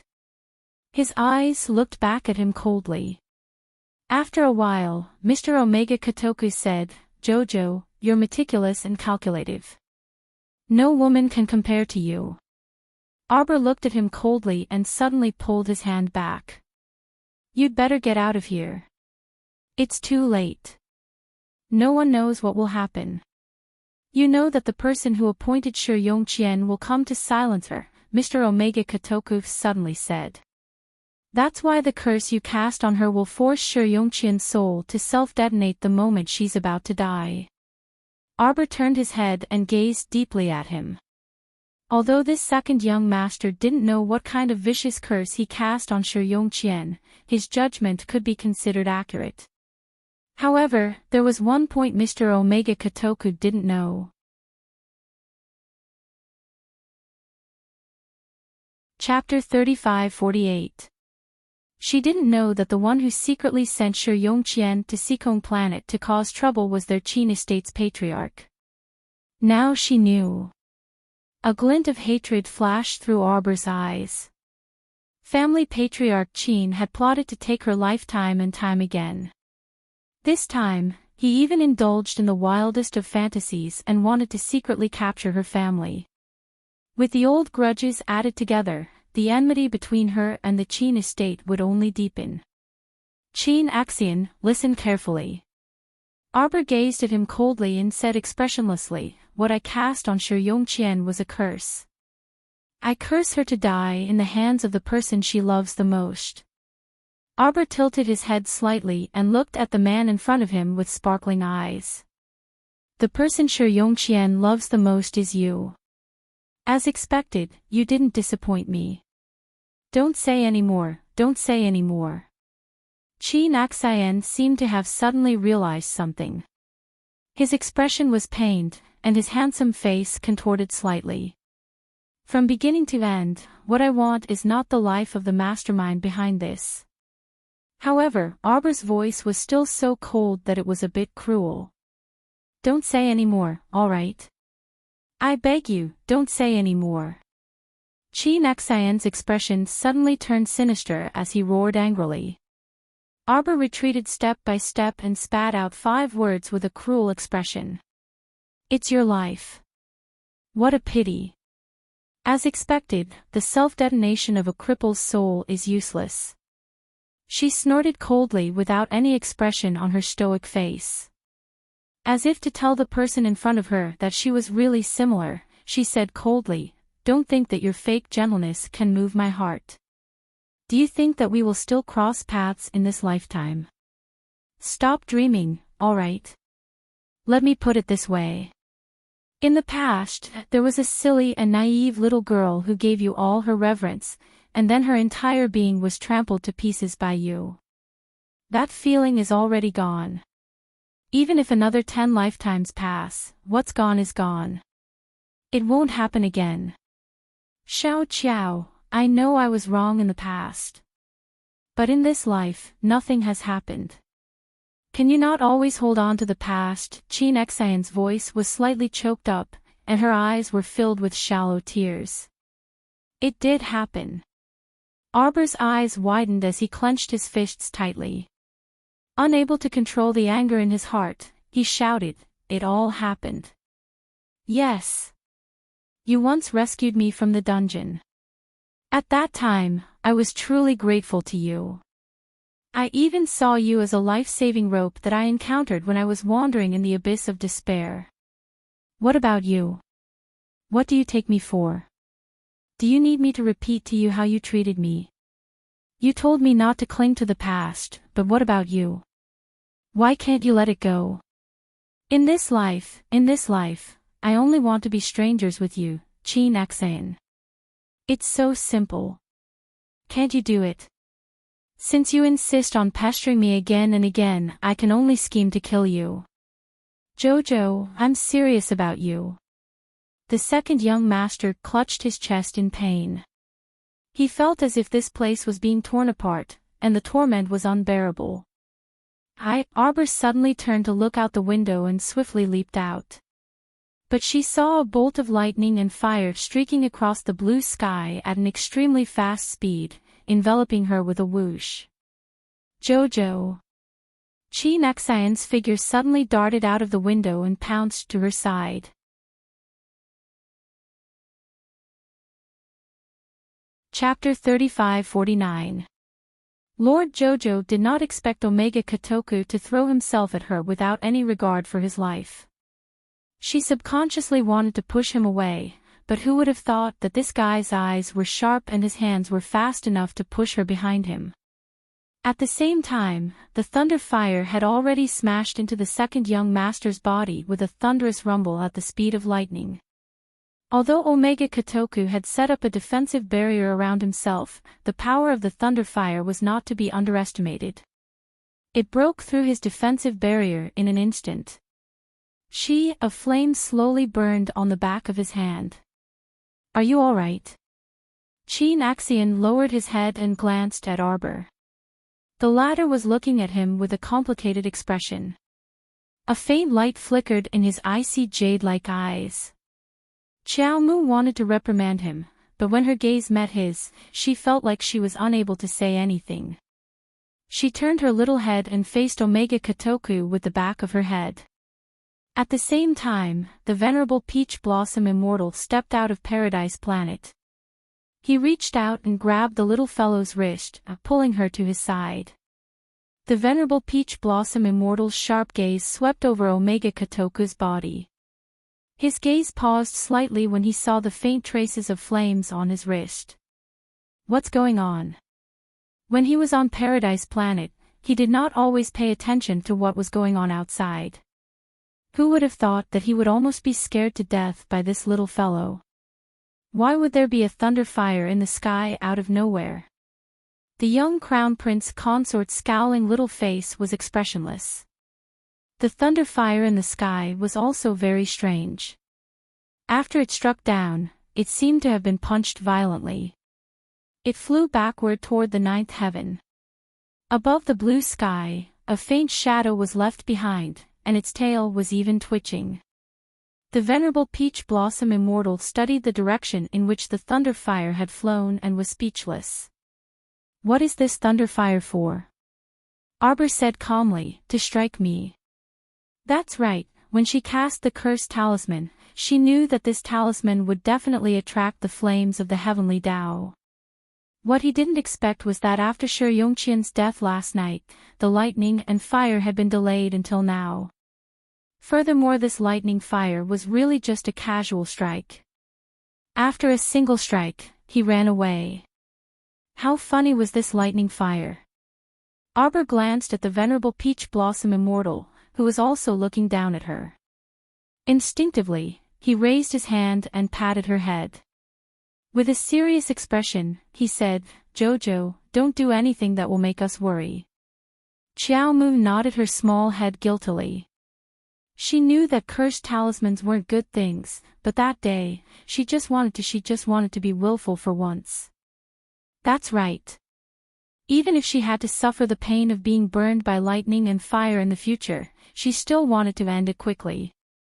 The venerable Peach Blossom Immortal glanced at her. Seeing that she was fine, he nodded and glanced at Chi Naxian. Sir Omega Kotoku, it's not very appropriate for you to trespass on private property, is it? Chi Naxian glanced at the venerable Peach Blossom Immortal and said indifferently, I'm looking for Jojo. Jojo doesn't seem like she wants to see you.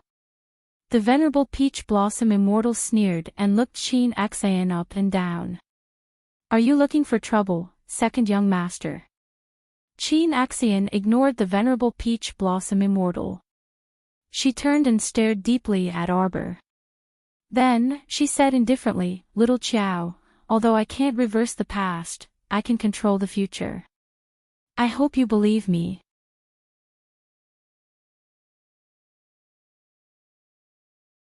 Chapter 3550. From now on, nothing that harms you will ever happen again. I will also get rid of the people who have harmed you in the past. The little stoic was expressionless, and her entire body was like a small wooden stake. She stood there stiffly and said, "No need." Humph. She would get rid of her enemies on her own. Why would she need his help?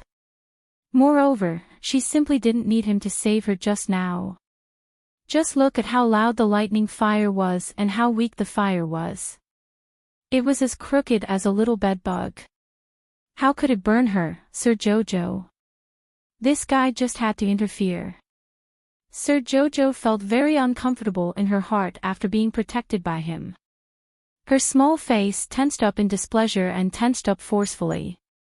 The venerable Peach Blossom Immortal glanced at her and couldn't help but chuckle inwardly. He waved his hand at Chin Axian and said, "Jojo doesn't want to talk to you. Hurry and leave." Chin Axian wasn't angry and nodded.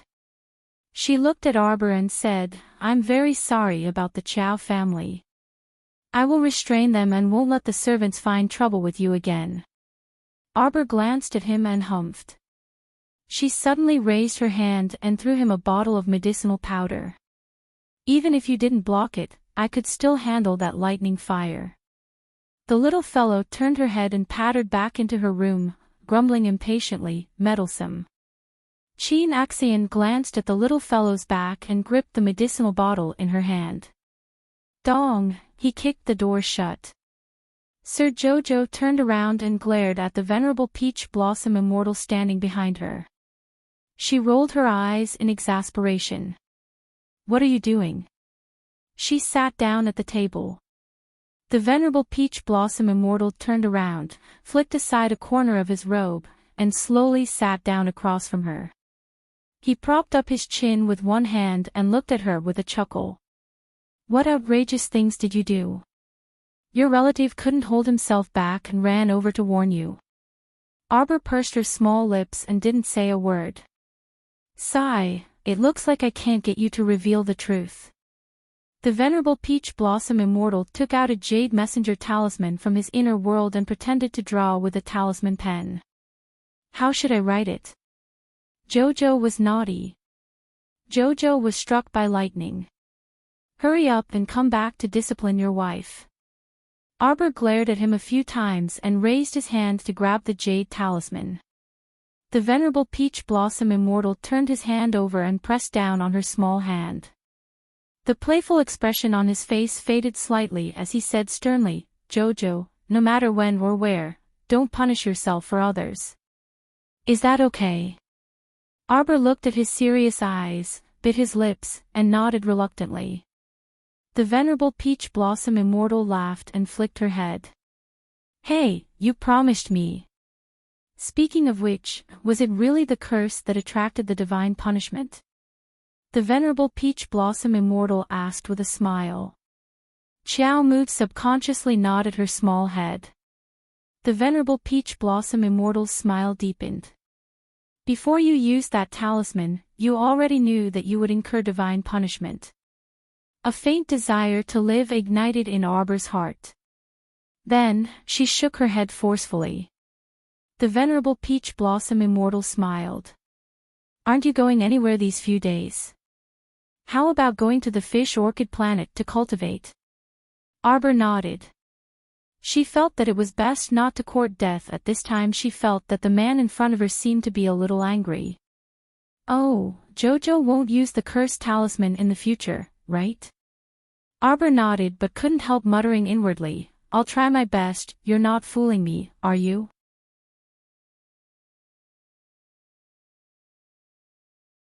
Chapter 3551.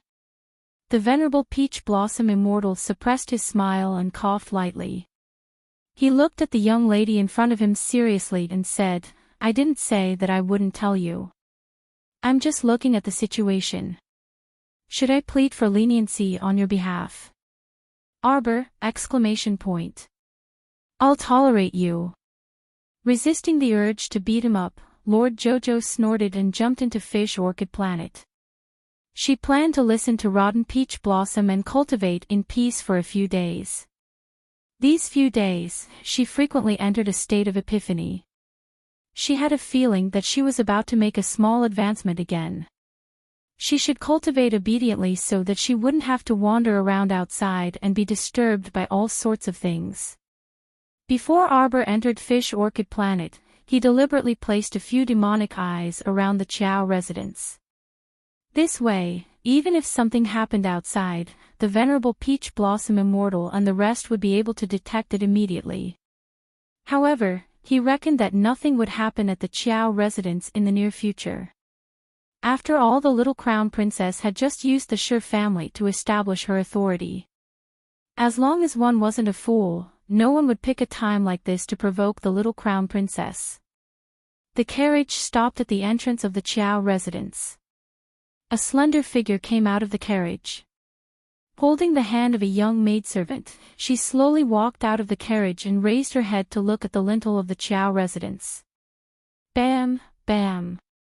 The servant girl went forward and knocked on the door, but there was no sound of the door opening.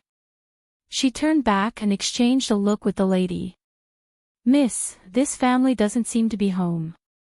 The lady's eyes flashed. She took a few steps forward and knocked on the door a few more times. "Miss, shouldn't we send a visiting card first? Let them know that Miss is coming to the Chow residence to visit the crown princess," the servant girl said with a frown. Who was her miss? She was a famous god-level alchemist in the 3 continents. She had lowered herself to visit the Chow residence but was rejected at the door. Single-clothed Sue smiled and patted her hand. Then, she looked up at the Chow residence's plaque and said with a smile, "We have nothing to do anyway.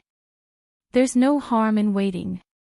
When the little girl heard this, she immediately curled her lips in displeasure. "Miss, you really have a good temper. With your status, no matter where you go, they will welcome you with open doors," the little girl muttered. "Only the Chow family doesn't take you seriously." Shawnee Sue shook her head with a smile. "If we come here abruptly, no one will know. It's fine to wait." Thus, the master and servant got back into the carriage and waited until the evening came.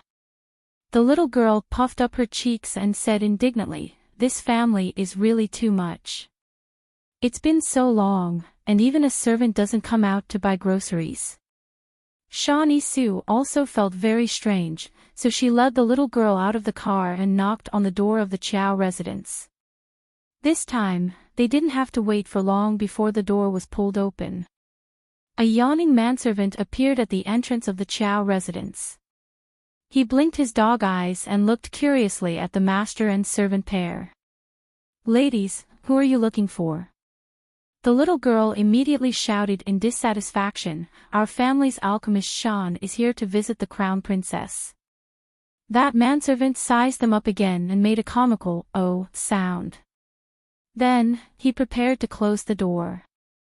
"The crown princess is not seeing guests recently." The little girl was about to explode in anger. She pushed that manservant. "Hey, didn't you hear what I said? Why did you close the door? Why are you pushing people?" the manservant said unhappily.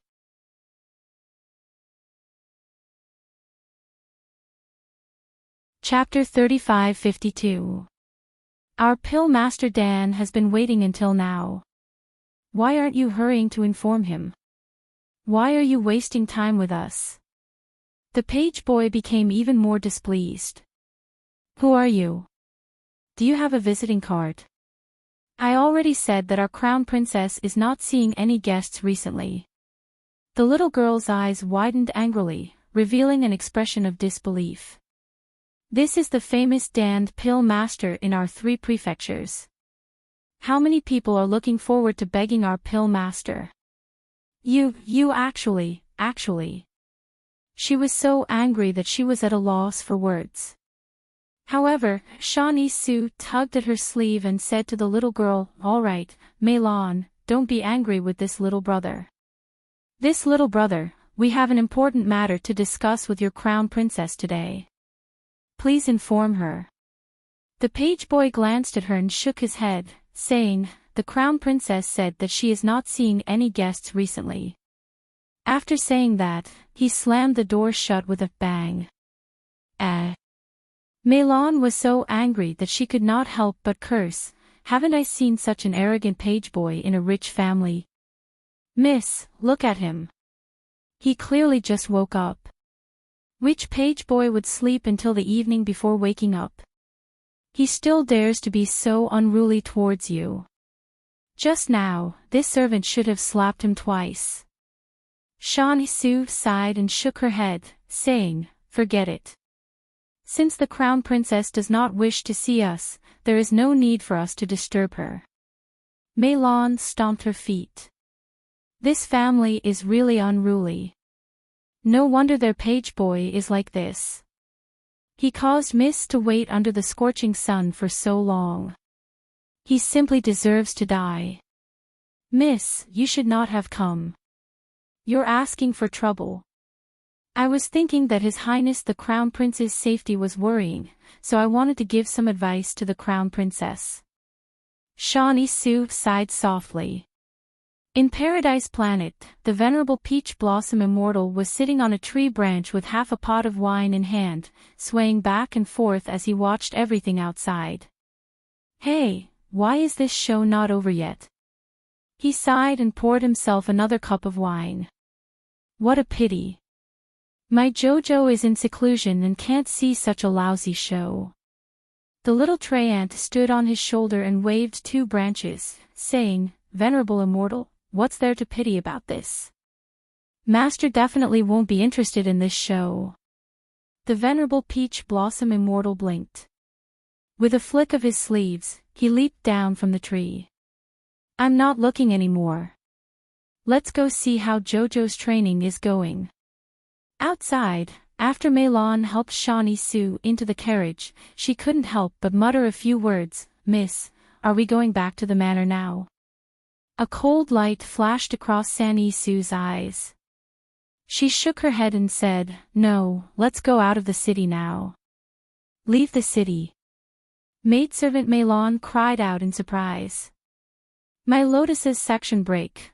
Before his eyes was an expanse of a crimson-yellow sea of sand. Sand dunes of high and low, rocks that rose and fell, and as far as the eye could see, it was a vast expanse of desolate sand. Mo Lien brought a total of 60,000 troops with her on this trip. The army had set up camp here 2 days ago. When they first arrived, Mo Lien couldn't help but be stunned when she saw the scenery of Greyfield Village. She had originally thought that this was just an ordinary small village. She didn't expect that this village was actually backed by a vast expanse of desolate sand. These 2 days, she had studied it with Third Fu and the others who had followed the army, but they couldn't figure out the reason. Where did this vast expanse of desolate sand come from? It was said that this place was still fine a month ago. Greyfield Village and several other villages nearby formed a town. One day a month ago, they were attacked by the desolate sand at the same time.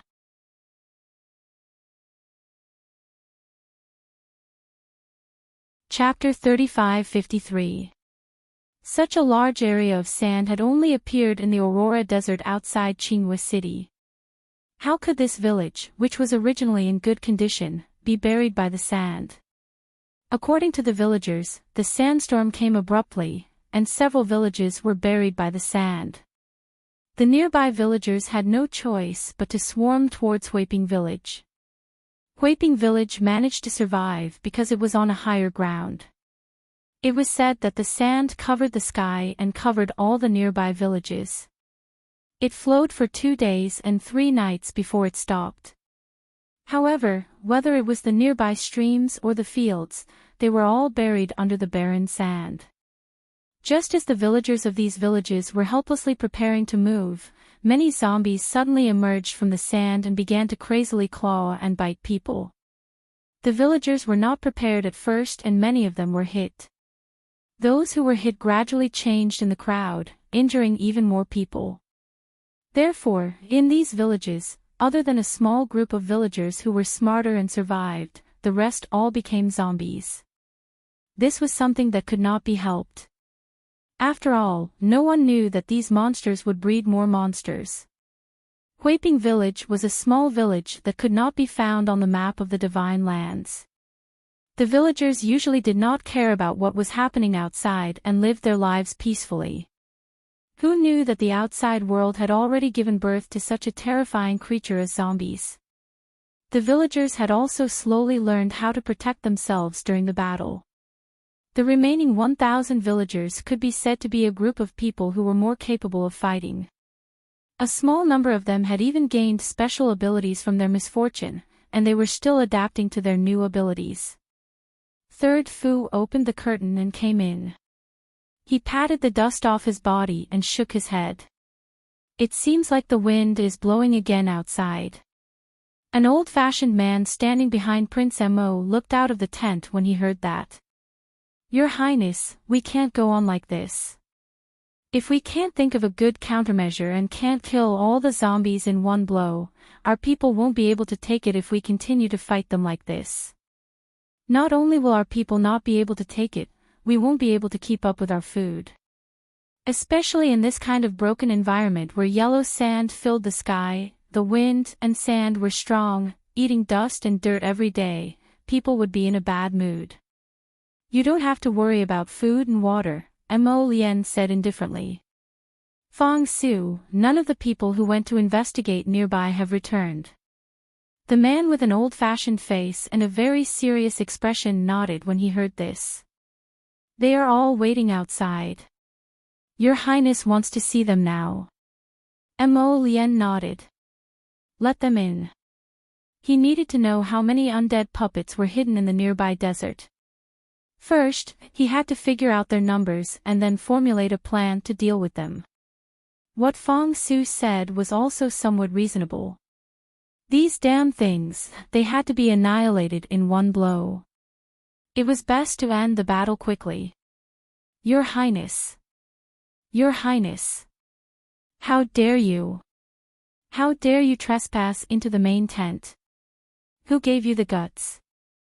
The guard's angry shout came from outside. No, little brother, I have something to discuss with His Highness. I want to report that bastard Wang Dongping for hiding his sister's zombie. He wants to kill everyone in our village. A sharp cry rang out from outside the tent.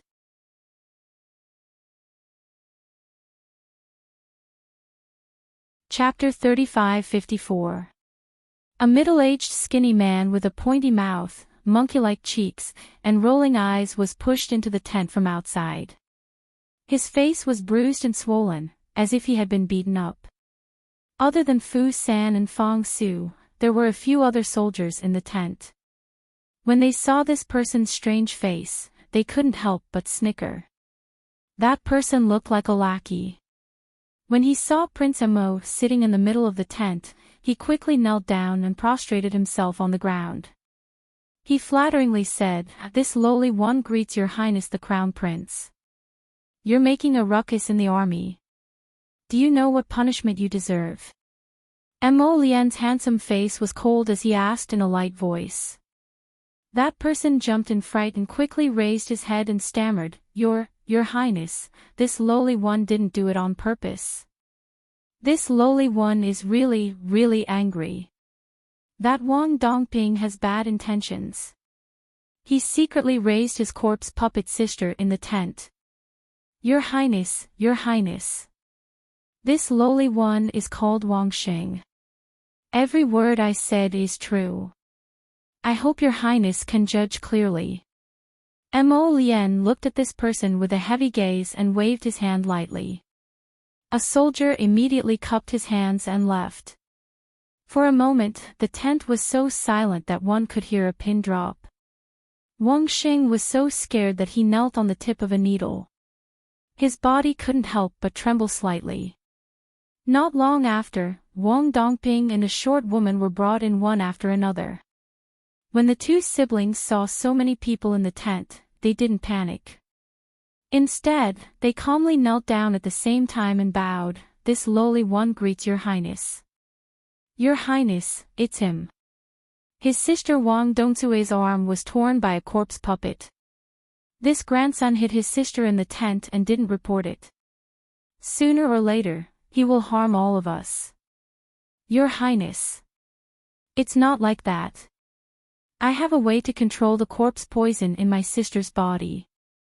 I can guarantee that she won't mutate in the near future. Wang Dongping suddenly raised his head and said in a deep voice, the corpse poison can be controlled, your highness. Bullshit. Wang Xing was about to refute when Mo Lian coldly interrupted him. Let him continue. Wang Xing resentfully shut his mouth. Wang Dongping looked up and said, this commoner is an apothecary. After the medicinal efficacy leveled up, I realized that it could help my sister control the corpse poison within her arm. As long as the corpse poison doesn't spread throughout her body and enter her head, my sister will be able to maintain her consciousness and won't undergo corpse transformation. When everyone heard this, they couldn't help but look warily at the Wang siblings. Mo Lian looked at the brother and sister deeply. After a while, she nodded and signaled to the two soldiers standing at the side with her eyes.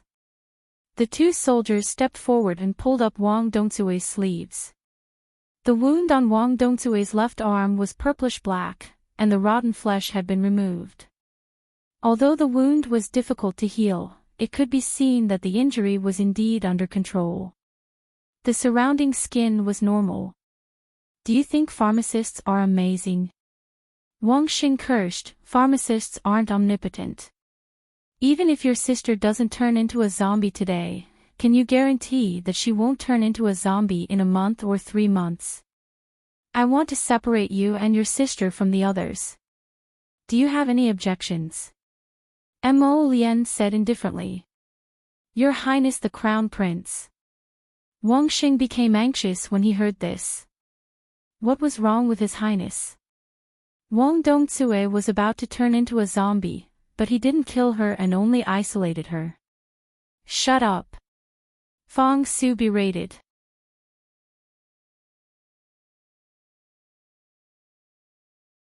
Chapter 35-55. After being reprimanded, Wang Xing's heart jumped in fright, but he still couldn't stop himself from muttering, this is what it is. For things like corpse puppets, if we don't kill them now, if she acts up and goes crazy in the tent area, it will harm many people. His Highness has his own considerations, you don't need to say more about this.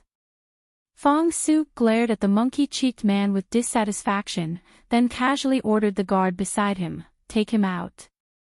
Wang Xing was pushed out in a flustered and exasperated manner. For a moment, the tent was very quiet, everyone looked at the kneeling Wang Dongping and his sister with a strange gaze. How long have you been controlling her? At this moment, Mo Lian asked. Wang Dongping was apprehensive, he looked up at the handsome man in black armor sitting in the center of the tent, and stammered twice, then he gathered his courage and said, from the first day she was attacked by the corpse puppet until today, it has been about 5 or 6 days. Her arm has always been like this.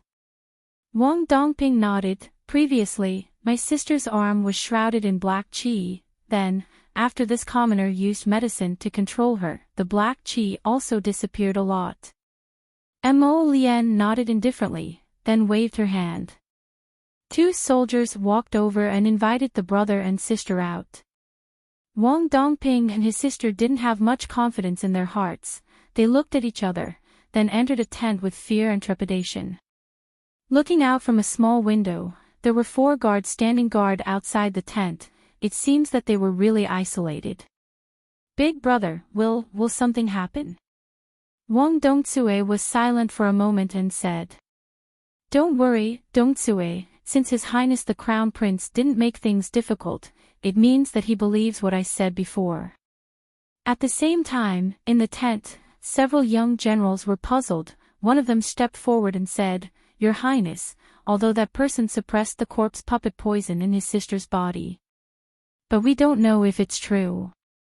That's right, Your Highness, if we leave that girl in the tent area, will she? Mo Lien said faintly, we will go take a closer look at it later.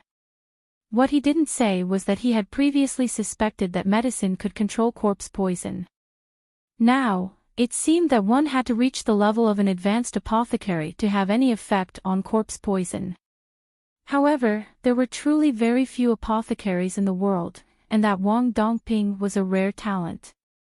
Does your highness want to take that Wang Dongping for your own use? Third Fu frowned. Wang Dongzue's right, he's right. That's right, that's right. Several young generals nodded in agreement. His Highness's is right. His SMO Lien swept them a glance. We know what to do. Go summon. His Tihuefing handed the teacup to him and said quietly, Your Highness, someone from the night pavilion delivered news about the crown princess. Mo Lien glanced at the message Huifeng delivered and flipped it open to read, a hint of a smile on her face. As expected, his wife hadn't been idle. Greetings to Your Highness the Crown Prince. A group of men who had gone to the desert to investigate corpse puppets filed in and saluted. Mo Lien pressed down the paper in her hand and looked up at them. Everyone, tell me about the nearby situation.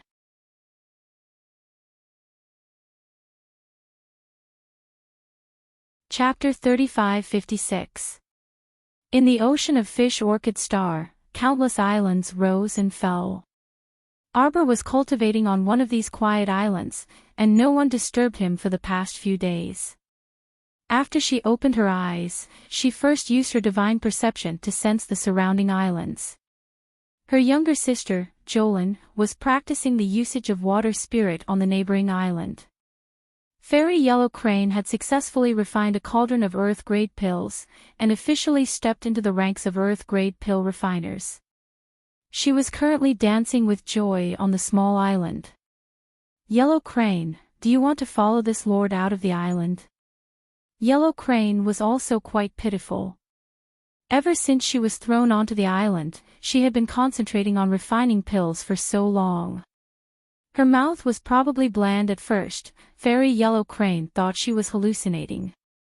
3 seconds later, she jumped up and shouted, Yes. Oh, Lord Chow Chow finally remembered that he was the one who was refining pills on this island where birds don't shit and chickens don't lay eggs. It really wasn't easy. Fairy Yellow Crane took a deep breath, then turned her head to look back and forth. She couldn't help but shout, Jojo, where are you? I'm on the island next to you. Far away. The little fellow's faint voice floated into her ears, inexplicably making Fairy Yellow Crane feel that it was as pleasant as the sound of nature. Then when are we going out? Anytime. Lord Jojo blinked, and made Chocho grab Fairy Yellow Crane from the pill refining island to his side. The scene in front of them instantly changed. When Yellow Crane was caught by Chocho, she was still hugging her medicine cauldron. When she saw Arbor standing in front of her, she was so excited that she even threw away her medicine cauldron, and stretched out her arms to hug Arbor. Jojo. Arbor pinched his nose with one hand and retreated a few steps. His little eyes were somewhat disdainful as he looked her up and down. Why are you so smelly again? Fairy Yellow Crane raked her messy hair and chuckled. I got busy and forgot to take a bath, hee. With that, Fairy Yellow Crane suddenly felt her body lighten. She was wrapped up by a vine and thrown into the sea to soak in it. After Huang He finished washing up and changing into clean clothes, she hopped ashore. The little stoic, who was wearing a purple robe and had her long hair held up by a jade hairpin, was already waiting for her on the beach. Jojo. Yellow Crane Fairy insisted on giving Jojo a hug of love. Jojo, Sama expressed his helplessness. Everyone she met liked to give her a hug. Sigh, she was so pretty that even the heavens were jealous of her beauty. As she thought, her small hand involuntarily stroked her little stoic face, and she turned to look at the grinning fairy Huang He. Huang He, congratulations on becoming an Earth-grade alchemist. Ha ha ha ha ha. Fairy Yellow Crane immediately had a smug look on her face. She could not help but laugh with her hands on her hips. Jojo-sama felt that he had praised him wrongly. While the two people were talking, the venerable Peach Blossom Immortal dashed over in a faintly discernible red robe. He examined Xiaomu from head to toe before commenting with a smile, "Not bad. Although you only advanced by 2 small realms, it looks like your cultivation has consolidated a lot more than before." Arbor was naturally quite satisfied. Although he only skipped gradual attainment this time and entered the initial success stage of a level 13 Great Spiritualist. But just as the Peach Blossom said, his cultivation had consolidated a lot more than before. Fairy Yellow Crane pulled her small hand and said, "Jojo, I still need a few ingredients to refine the Earth-grade Breakthrough Spirit Pill." "It's fine. We'll talk after we get out."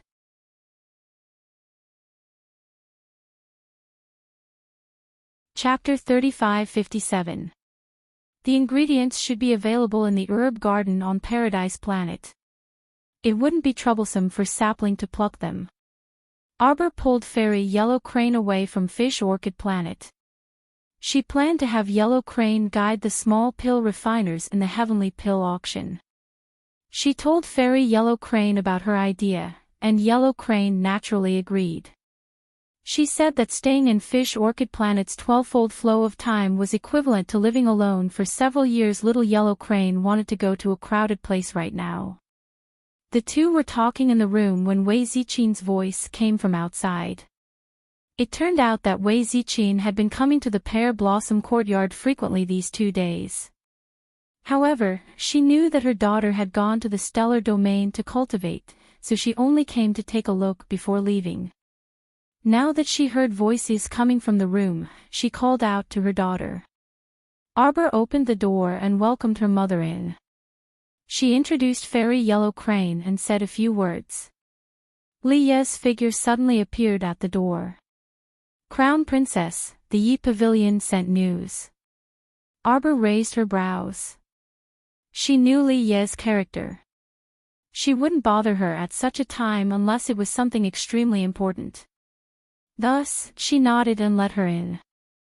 Li Yi handed the message to Arbor and said with a strange expression, "It's news about that God-grade pill refiner, Shawnee Su." Arbor was slightly taken aback. That God-grade pill refiner shouldn't have anything to do with her. Why would Li Yi specially pass this news to her at such a time? Puzzled, Arbor lowered her head to read the message. There were only a few lines on the paper, but Arbor's expression turned cold. "A few days ago, when that pill refiner left the capital, our people didn't pay much attention to her. However, we discovered that her route was becoming more and more similar to the army's. We couldn't help but be curious." Li Yi pursed her lips, her expression carrying a hint of mockery. "As expected, she's following the path of His Highness the Crown Prince's group. Calculating the time, she should be near the army's encampment, Grey Ping Village." Wei Zichin was astonished and couldn't help but interrupt. "Which pill refiner? Why did she follow Murphy to Huiping Village, which was so far away? Could it be that the great emperor sent her to assist Xiaomo?" No. His Majesty was not that bored. There are alchemists and pharmacists in the army. "We don't lack anything," Arbor said coldly. "She went there on her own accord." His motive was obvious. He wanted to make his presence known in front of Jojo's Ren. Previously, Jojo's Lotus had already firmly rejected this woman from following the army. Who would have thought that she would be so bold as to follow them all the way?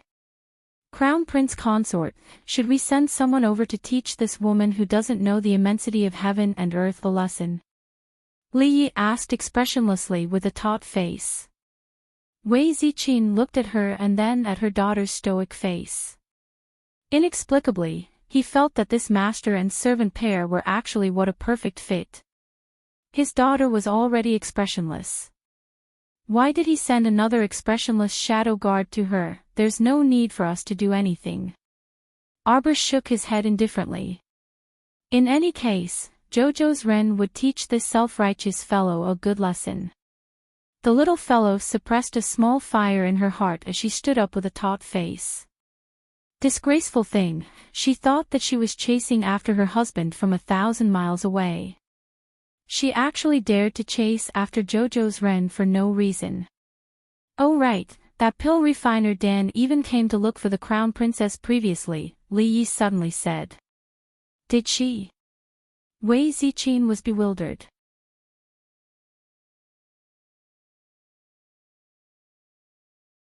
Chapter 35-58. Yes. Li Yi expressionlessly said, that day, everyone went to catch up on sleep after eating breakfast. They slept the entire afternoon and only woke up very late to eat. That did seem to be the case. It was the day after the Qin estate was bombed, right? Wei Ziqin thought for a moment before nodding. It should be the day Jojo went into closed-door cultivation. Arbor humphed. She must be exaggerating to scare me. Li Yi nodded. Crown Princess, then we're just going to let her chase him into the army. And disturb His Highness.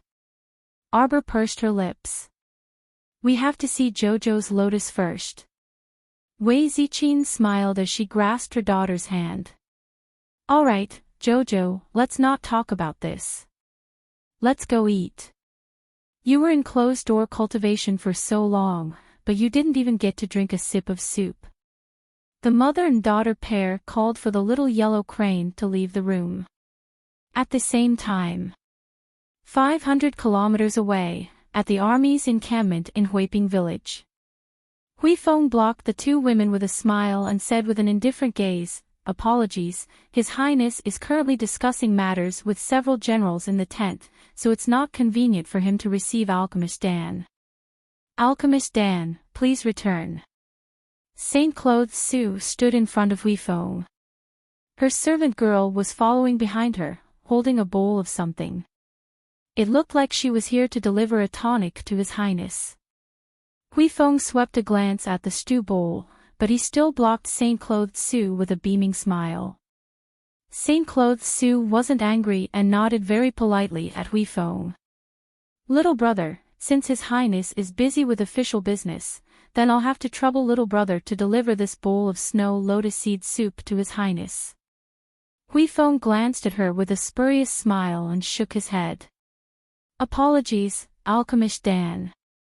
His Highness's diet is specially prepared by a physician. For safety reasons, he can't casually consume food from outside. Please forgive me, Alchemist Dan. Saint Clothes Sue's smiling face stiffened slightly. She didn't say anything, but the little girl behind her, Meilon, couldn't help but shout, Hey, how can you say that? Are you saying that our Alchemist Dan will poison the snow lotus seed soup? Meilon. Single Clothes Sue scolded softly. Not only did these words not make Meilon shut up, but it also aroused the little girl's anger like a mother hen protecting her chicks. Meilon held the tray and stomped over to the single-robed Sue, wishing for nothing more than to throw the tray at Huifeng. How dare you be so rude to our young miss? Meilon shouted in exasperation, This is a soup that our miss personally made with fresh snow lotus. Huifeng couldn't help rolling his eyes. Was there something wrong with this master and servant pair? If he dared to send this bowl of soup in today, the news of the night pavilion would be delivered to the crown princess tomorrow, and he would not be able to live a good life. Besides, perhaps before the little crown princess took his life, the crown prince had already found him an eyesore and slapped him to death. He simply didn't want face when he was given it, and insisted on playing the role of bad cop. Huifeng was just about to harshly reprimand this master and servant pair with a stern expression. On the other side, third young Master Fu lifted the curtain and stood at the entrance with a spurious smile. I was wondering who it was. So it's Alchemist Dan. Third Fu curled his lips and cast an indifferent glance at Single Clothed Sue. Interesting. This woman actually chased him all the way to Greyfield Village and now wanted to enter his room and enjoy the benefits of being in a favorable position. Did she really think that the little fiend in the capital was just a decoration? Third Fu couldn't help but shake his head. As expected, this alchemist Dan before him was very bold and skilled.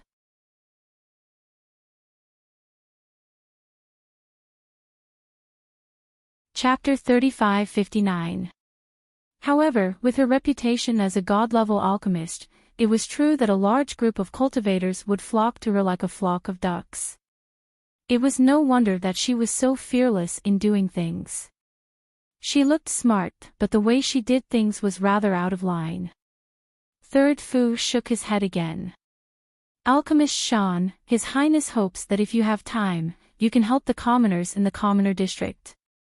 They were hungry a while ago, so please help them check on their stomach and intestines, and see if they have any injuries. Okay. Shan Yisu nodded gently and agreed. Third Young Master Fu, please tell His Highness not to worry. Shan Yisu will definitely do her best to help him. Third Fu did not correct him. He simply nodded and went back into the tent. In any case, he could just send her far away. As for the diagnosis, let her be. If she was willing, then she could help the military doctors. If she was unwilling, then it was fine. There were enough alchemists and doctors in the military anyway. Miss, why are you so easy to talk to? If not for the fact that the soup in her hand was precious, Meilon, the little maid beside Shan Yisu, would really want to smash this bowl of soup. Her miss had worked hard to make this soup, but His Highness the Crown Prince did not appreciate it at all. It must have been hard for Miss to be so good-natured and not be angry at all. She actually agreed to that Third Young Master Fu's words and ran over to treat those dirty commoners. What kind of joke was this? Meilon, who followed Shan Yisu to the commoners' resting area, had a disdainful expression on her face. This commoners' resting area was still a short distance away from the army's encampment. Before His Highness the Crown Prince had arrived, the remaining commoners had used the local materials, rocks, and sand to build a circle of low earth walls around them. The small earth walls barely reached the women's waists. If they huddled behind the sand walls, they could at least shelter themselves from the wind and sand. If he wanted to resist the corpse puppet, he could forget about it. There were also people who built a few holes behind the small mud wall, which could allow the children and the weak women to hide in.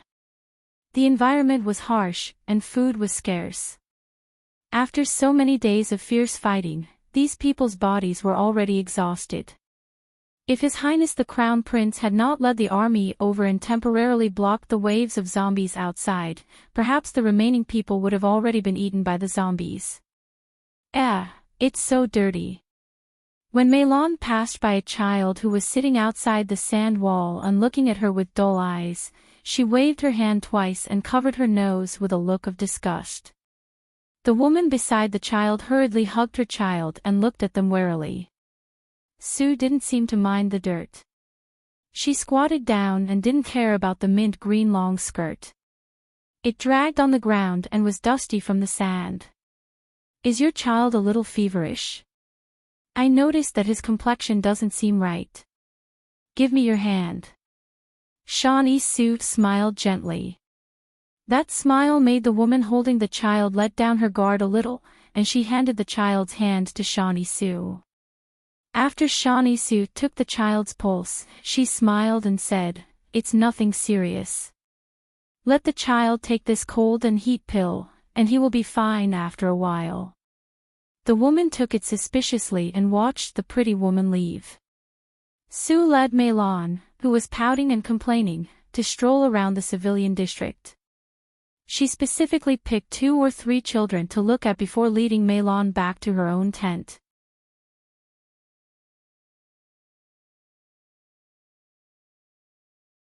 Chapter 3560. Alchemist Dan strolled around the resting area twice and checked on the 3 children. They were only suffering from a lack of water and food, and their bodies were a little unwell. There weren't any major issues, so she went back. Dark Current was sitting at a table on the side, not looking proper either. He was currently telling Prince Mo about the scene he saw when he followed Danny Sue. After saying a bunch of things, he even pursed his lips in disdain when he was done. She really can't compare to our Crown Princess Consort's eagerness for success and instant benefits. If the Crown Princess was here, she would have finished diagnosing those children and women long ago, and she would have even distributed the medicine. Hui Feng irritably glared at him and patted his head with his paw. She's not worthy of being mentioned in the same breath as the Crown Princess. Dark Current kicked off the table and said with a grin, "Your Highness, why don't you let this subordinate pretend to be a zombie and scare those two irritating fools away?" Hui Feng rolled his eyes. "You've really gotten addicted to pretending to be a zombie back on Seacone Planet, haven't you?" "Ha, don't tell me that I scared Consort Jing so much that she couldn't get out of bed for half a month when I showed up in front of her." Mo Lien coughed lightly and set down the cup in her hand. She looked at him seriously. That was because this highness was young and frivolous. Everyone, they didn't see this lord being that old and steady now. Thankfully, the emperor of the divine province wasn't as muddle-headed as the old great king of the Mo kingdom. Otherwise, wouldn't he have ended up being tricked by you? Let's go to the commoners area to take a look. Mo Lien couldn't be bothered with these brats and got up to walk out of the tent. The group had just arrived at the commoners area when they were surrounded by a group of excited commoners who knelt and kowtowed to them. After seeing the reinforcements brought by Prince Mo, the emotions that they had been suppressing for the past few days were all released. Right now, their hearts were full of reverence for His Highness the Crown Prince of the Divine Province, who was like a divine soldier descending upon them. Mo Lien raised his hands and pressed them down slightly. Only then did the clamor quieten down slightly. "Give everyone the food and water first." Mo Lien turned around and ordered. Hui Feng nodded and immediately led his men to the side. A storage talisman popped out of his hand, and a moment later, he took out a large pile of food and water and had his subordinates distribute them to everyone. The adults could hardly believe what they were seeing when the children grabbed the winter fruit and started to chew on it. His Highness the Crown Prince actually brought such a sumptuous spread of food and fruits. "Thank you, Your Highness. If you hadn't brought people to save us, I really don't know what would have happened. I am Wang Yifu, the village chief of Huiping Village. Thank you for your generous assistance." Mo Lien glanced at him. Village Chief Wang was probably one of those people who had awakened a strength-type special ability. Although his face was gray, he seemed to be in good spirits. "Miss, His Highness the Crown Prince brought some people to distribute food and fruits in the civilian area." Sha Nisu, who was leaning on the short table, was stunned for a moment before he quickly stood up. "Let's go out and have a look." If she had known that His Highness the Crown Prince valued those lowly commoners so much, she would have stayed there. Alchemist Dan was secretly vexed. On the other side, Arbor, who was far away in Dragon Flame City, received another letter from family head Mu. This time, the letter mentioned that it had been some time since the last clan competition. And Chaoyang Pavilion was open for business within a month after the competition. If Arbor still didn't return to the Mu residence, it would be equivalent to forfeiting the competition. This was a blatant threat.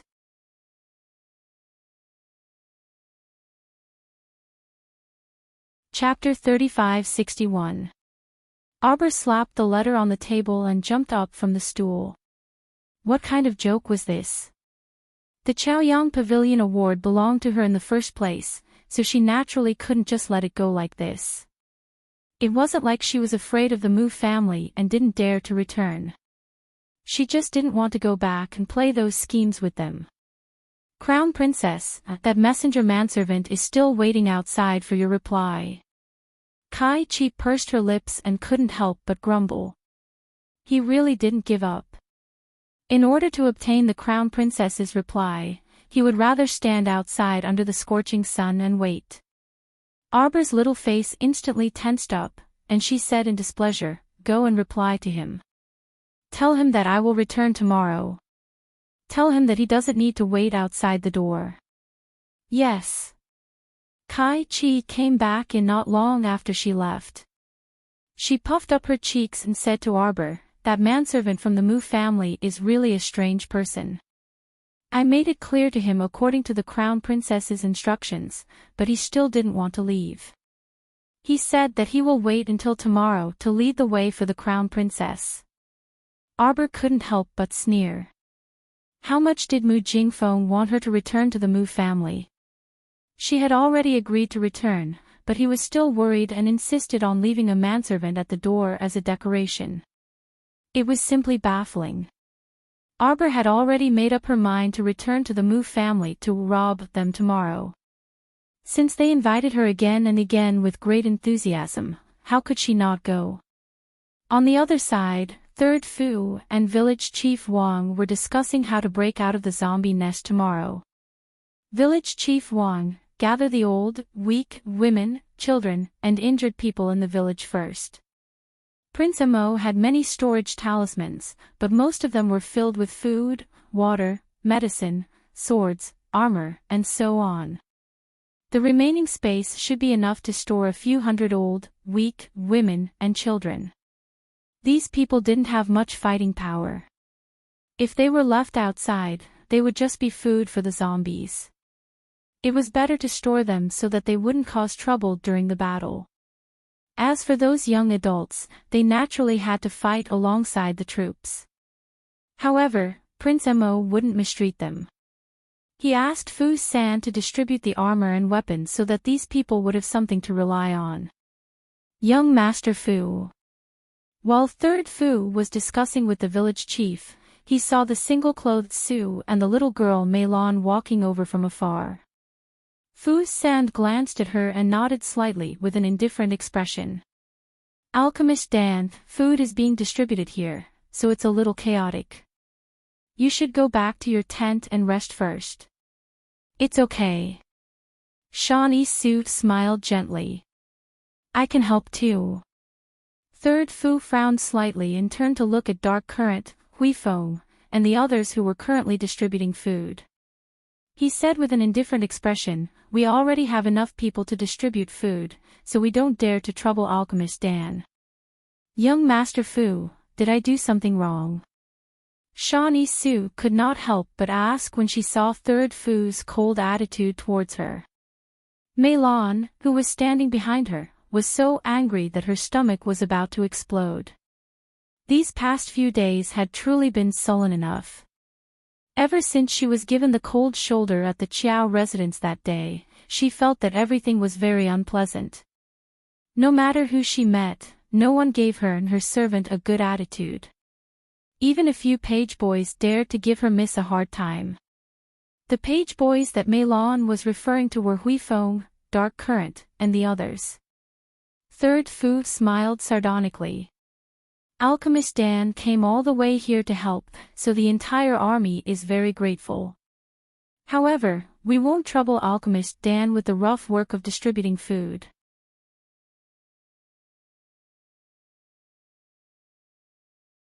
Chapter 3562.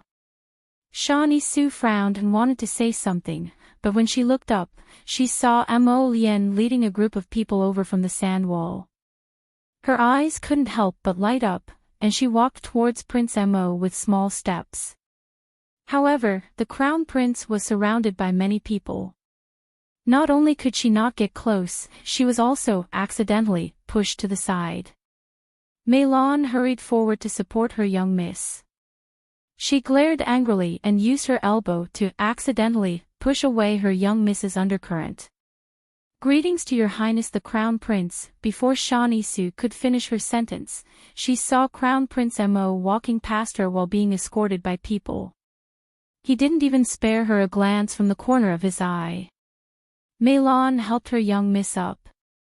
Her heart and lungs were about to explode. "Young miss, His Highness must have done it on purpose." How could he not see such a big living person standing here? Shan Yi-su bit her lip and sighed. Forget it, time will reveal a person's heart. He just doesn't understand me now. It should be better in a while. When Shan Yi-su said this, she also felt that she lacked confidence. In fact, since they met, she had seen Prince Mo a total of 3 times. Moreover, His Highness the Crown Prince had never spoken to her directly. However, the more it was like this, the more unconvinced Shan Yi-su felt. She had traveled through the 3 states in the past and had never seen a prince or imperial grandson who didn't take her seriously like this. Take His Highness the Crown Prince of Tsangzhou, Rongli, for example. Didn't he prostrate himself at her feet and hate that he couldn't spend time with her? It was just that she didn't like that person. Shan Yi-su bit her lip and looked at Mo Lian's departing figure with a complicated expression. She didn't say anything for a long time. Young miss, why do we have to rush to see other people's cold faces? The little girl Mei Lan said angrily, the 3 states are so big. Who isn't obedient and respectful to young miss? There's no need to suffer this. Putting aside His Highness the Crown Prince who was obsessed with alchemists in Tsangzhou, who dared to treat alchemists like this in the surrounding small countries and tribes. Not all of them were alchemists and alchemists, rushing to befriend their young miss. As long as Miss casually took out a spirit-breaking pill, those who would rush to do her bidding could line up from Dragon Flame City to the Sea of Forgetfulness. This Crown Prince of the Divine Land was really insensible. Shan Yi-su's eyes flashed faintly. Ever since she was young, her personality had always been like this. She would never do anything that was not for the best. The path to becoming an alchemist was like this, and the pursuit of a lifetime of happiness was also like this. With her status, she could find any man she wanted. But if she didn't like it personally, she naturally wouldn't want it. Speaking of which, she had only heard of the Crown Prince of the Divine Land in the beginning. Who would have thought that he would helplessly fall into her trap the first time they met? The Crown Prince of Shenzhou was superior in both appearance and ability. Compared to others, the one from Tsangzhou was no different from the mud under one's shoe. Shan Yi-su was a very persistent person. Since she was young, as long as she set her mind on something, she would definitely do it. It was the same for the person he had chosen. If she set her mind on it, it would be hers. No matter how many hardships there would be in the future, she believed that she would achieve her wish one day. With this kind of confidence, Shan Yi-su returned to his tent. After the discussion, everyone decided to go to bed early. After all, there was still a good battle to fight tomorrow.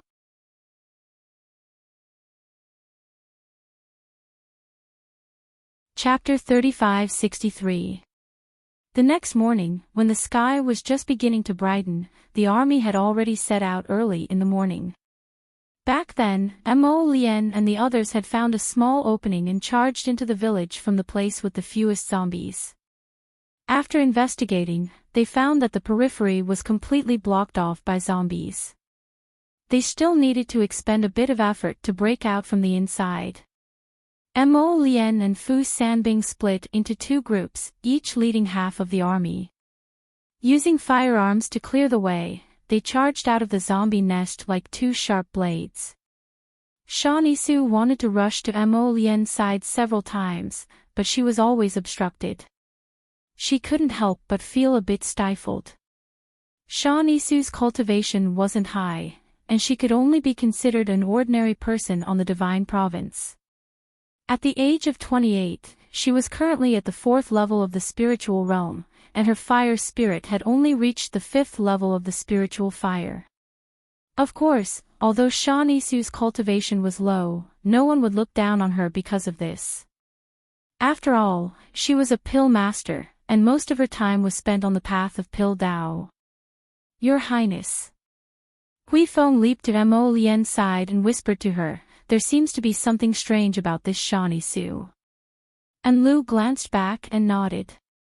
That's right, Your Highness. Look, there are so many zombies around her, but not a single one of them attacked her. Mo Lien, however, looked as if she was used to this. What do you think she relied on to escape from the zombie nest before? Of course it's the pills on her. Mo Lien said aloofly. She probably concocted a type of medicine that can temporarily conceal all of her aura. The zombies couldn't sense her, so they naturally wouldn't attack her. Hui Feng nodded pensively. Then this Shani Su is someone with some ability. She's a god-rank pill master. Mo Lien swept an indifferent glance over. Of course she has some ability. As they spoke, they had already led the soldiers to clear a path through the zombie horde and charged out of the sand wall. This place was surrounded by sand, and when they fought, sand and dust would roll endlessly. Fortunately, they had wrapped their noses and mouths with pieces of cloth in advance. Fighting against the corpse puppets in the sandstorm, the group moved quickly and nimbly. Wherever the soldiers swung their swords, the heads of the corpse puppets rolled off. Team 1, take a break. Team 2, take over. The troops advanced and retreated in an orderly manner. 1,000 people replaced the previous soldiers and began a new round of killing. Just like that, the group quickly advanced forward. Mo Lien suddenly paused the long sword in his hand and turned around to take a look. In the midst of a gust of wind, sand spread out endlessly, like a roaring giant beast, swallowing everyone in an instant. The sudden gust of wind messed up the team. But soon, everyone adjusted their pace and tried their best to coordinate with each other. These elite troops were obviously veterans of the battlefield. It was also very easy to deal with the corpse puppets. Mo Lien narrowed her eyes. Previously, he had also considered whether to use the large catapults to deal with these densely packed zombies. But this idea was ultimately rejected by him and Third Fu. For one, the large catapults were very cumbersome. Although they could knock down quite a few zombies with one strike of the hammer, they were still very useful. But everyone knew that merely injuring the limbs of the zombies wasn't of much use.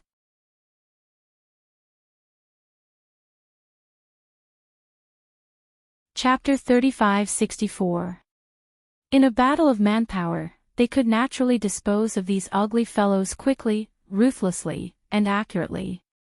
Team 2, rest. Team 3, take over. Following Huifeng's words, the teams moved again. They rapidly advanced toward the periphery. 2 hours later, they opened a gap in the zombie nest and encountered Fu San, who was leading his troops from the side.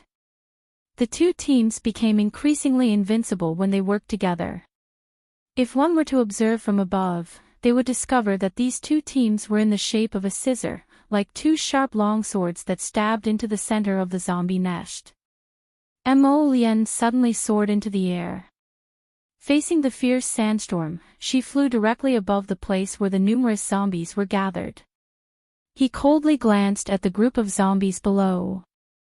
With a flick of his sleeve, countless pitch-black flames silently burned among the group of corpses. Every zombie that came into contact with the black flames roared and rolled on the ground. As a result, the speed at which the black flames spread and infected the zombies became even faster. The soldiers, who were already in low spirits, felt their spirits lift slightly when they saw this. The zombies before them blotted out the sky and covered the earth. They had already killed until their hands were sore, but now that they saw their prince's incomparable bravery, their confidence instantly multiplied. The teams took turns to replace each other, and the elite soldiers with high cultivation were arranged to be in the later teams. When it was their turn, the field was filled with alternating red and blue colors. Brilliant red fire spirits danced in everyone's hands, occasionally stabbing into the zombie horde with icicles. Seeing that the situation was basically under control, Mo Lien handed a storage talisman containing the elderly, the weak, women, and children to Fu San and had him lead a portion of the physically exhausted people to retreat first. Your Highness, you must be careful. There are several high-level zombies in the zombie horde, and they've already scratched and injured many people. Fu San exhorted before leaving with his men. Mo Lian glanced at Wang Dongping, who was currently helping the injured with a group of physicians. However, she saw that his face already revealed extreme exhaustion. It appeared that he had expended too much of his medicinal effects. Send the injured and the physicians out first. Mo Lian turned to glance at Hui Feng before instructing, send someone to watch Wang Dongping and his sister. Yes. Hui Feng immediately led people to move the wounded. Mo Lian watched as more than half of the zombies were eliminated. Suddenly, she released more than 100 mechanical puppets. Retreat. After 6 hours of fighting, the soldiers were all exhausted. They needed to replenish their energy in a timely manner. There were less than 3,000 corpse puppets left, so they were not a threat at all. After they rested for a while, it was not impossible for them to come back and finish the work. After the bugle horn sounded, all the soldiers retreated in an orderly manner like a tide. One team after another, they headed out of the desert. After retreating more than 10 miles away from Greyfield village, the sandstorm gradually subsided. Just as everyone was heaving a sigh of relief, more than a dozen earth tornadoes suddenly appeared in the sky and chased after the troops. Everyone was dumbfounded when they saw this. Your Highness. Retreat. Mo Lian waved her hand coldly. He could tell that they might have fallen into an earth spiritual formation. An expert must have set up a talisman formation here. That was probably the reason why the village was buried by the sand in an instant. However, it was already too late for him to realize this. Someone had already activated the earth spiritual formation's second attack.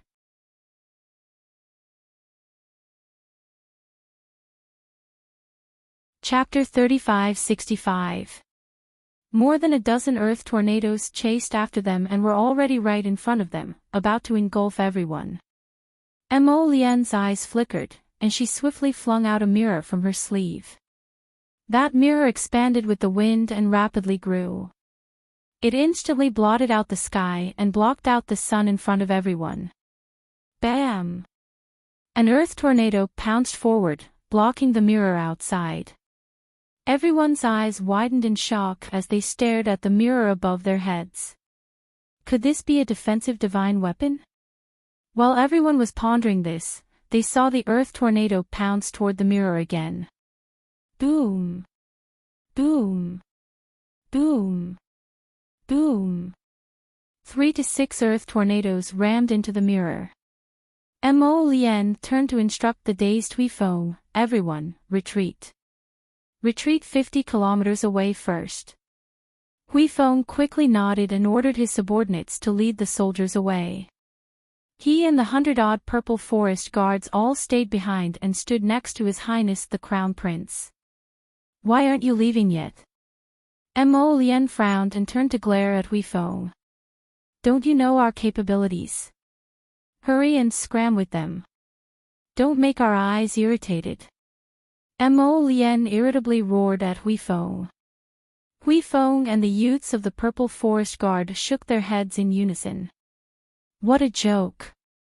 They definitely wouldn't leave. If His Highness was here, then they were here. If His Highness wasn't here, then there was no need for them to exist. Mo Lian glanced at Hui Feng and the others in displeasure, but she didn't have time to be long-winded with them. She flicked her sleeve again, and several similar mirrors darted out from her sleeve and flew straight into the sky. At the same time, the first mirror abruptly shattered. While everyone was still in a daze, the second, third, and fourth mirrors flew to the same position and blocked the earth tornado's path. That earth tornado was probably a bit stuffy from being blocked the entire time, so it frantically spun wave after wave and pounced on the mirrors. Once, twice, thrice, and countless times, it shattered no less than 5 mirrors before finally crashing into Mo Lian's defensive barrier. Hui Feng led a group of Purple Forest Guards to lend a helping hand, helping Crown Prince Mo erect a defensive boundary together and reducing the pressure on him. At the same time, a middle-aged man in gray robes, who was sitting in the center of the sandstorm, opened his eyes and revealed two large yellow teeth. He coldly said, "Brat, I'll end your life here today. You dared to ruin our plans time and time again. This time, you'll definitely die in this sandstorm." He had set up this earth formation with great difficulty. Originally, it was only to raise the zombies underground as a defensive formation. However, as the experiments continued, more than half of the corpse puppets were destroyed by the heavenly Tao during an earthquake. Thus, he shifted his attention to the nearby villages. With so many ready-made corpse puppets that he could cultivate, why wouldn't he do it? New grudges and old grudges, I'll properly settle them with you, brat. A shrewd glint appeared in the middle-aged man's eyes. He suddenly clapped his hands together, and a jade talisman jumped out of his fingertips. As the jade talisman fused with the formation plate beneath his feet, the earth tornadoes that were originally howling outside the defensive barrier gathered together like a gathering of demons and ghosts. One after another, the earth tornadoes suddenly formed an enormous upside-down funnel-shaped tornado. It was at least 100 times larger than the previous earth tornado.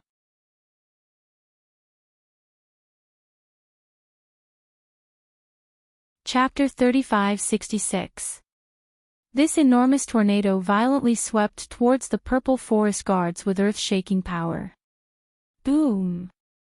The purple forest guards who bore the brunt of the attack immediately spat out mouthfuls of blood as their bodies flew outwards. There had only been a thin layer of sand beneath their feet, but now, with the pervasive sandstorm, it grew thicker and thicker. The barren sand had already spread to their calves and was spreading towards their knees. Boom! The tornado crashed into the group's defensive boundary again, and this time, even more purple forest guards were sent flying.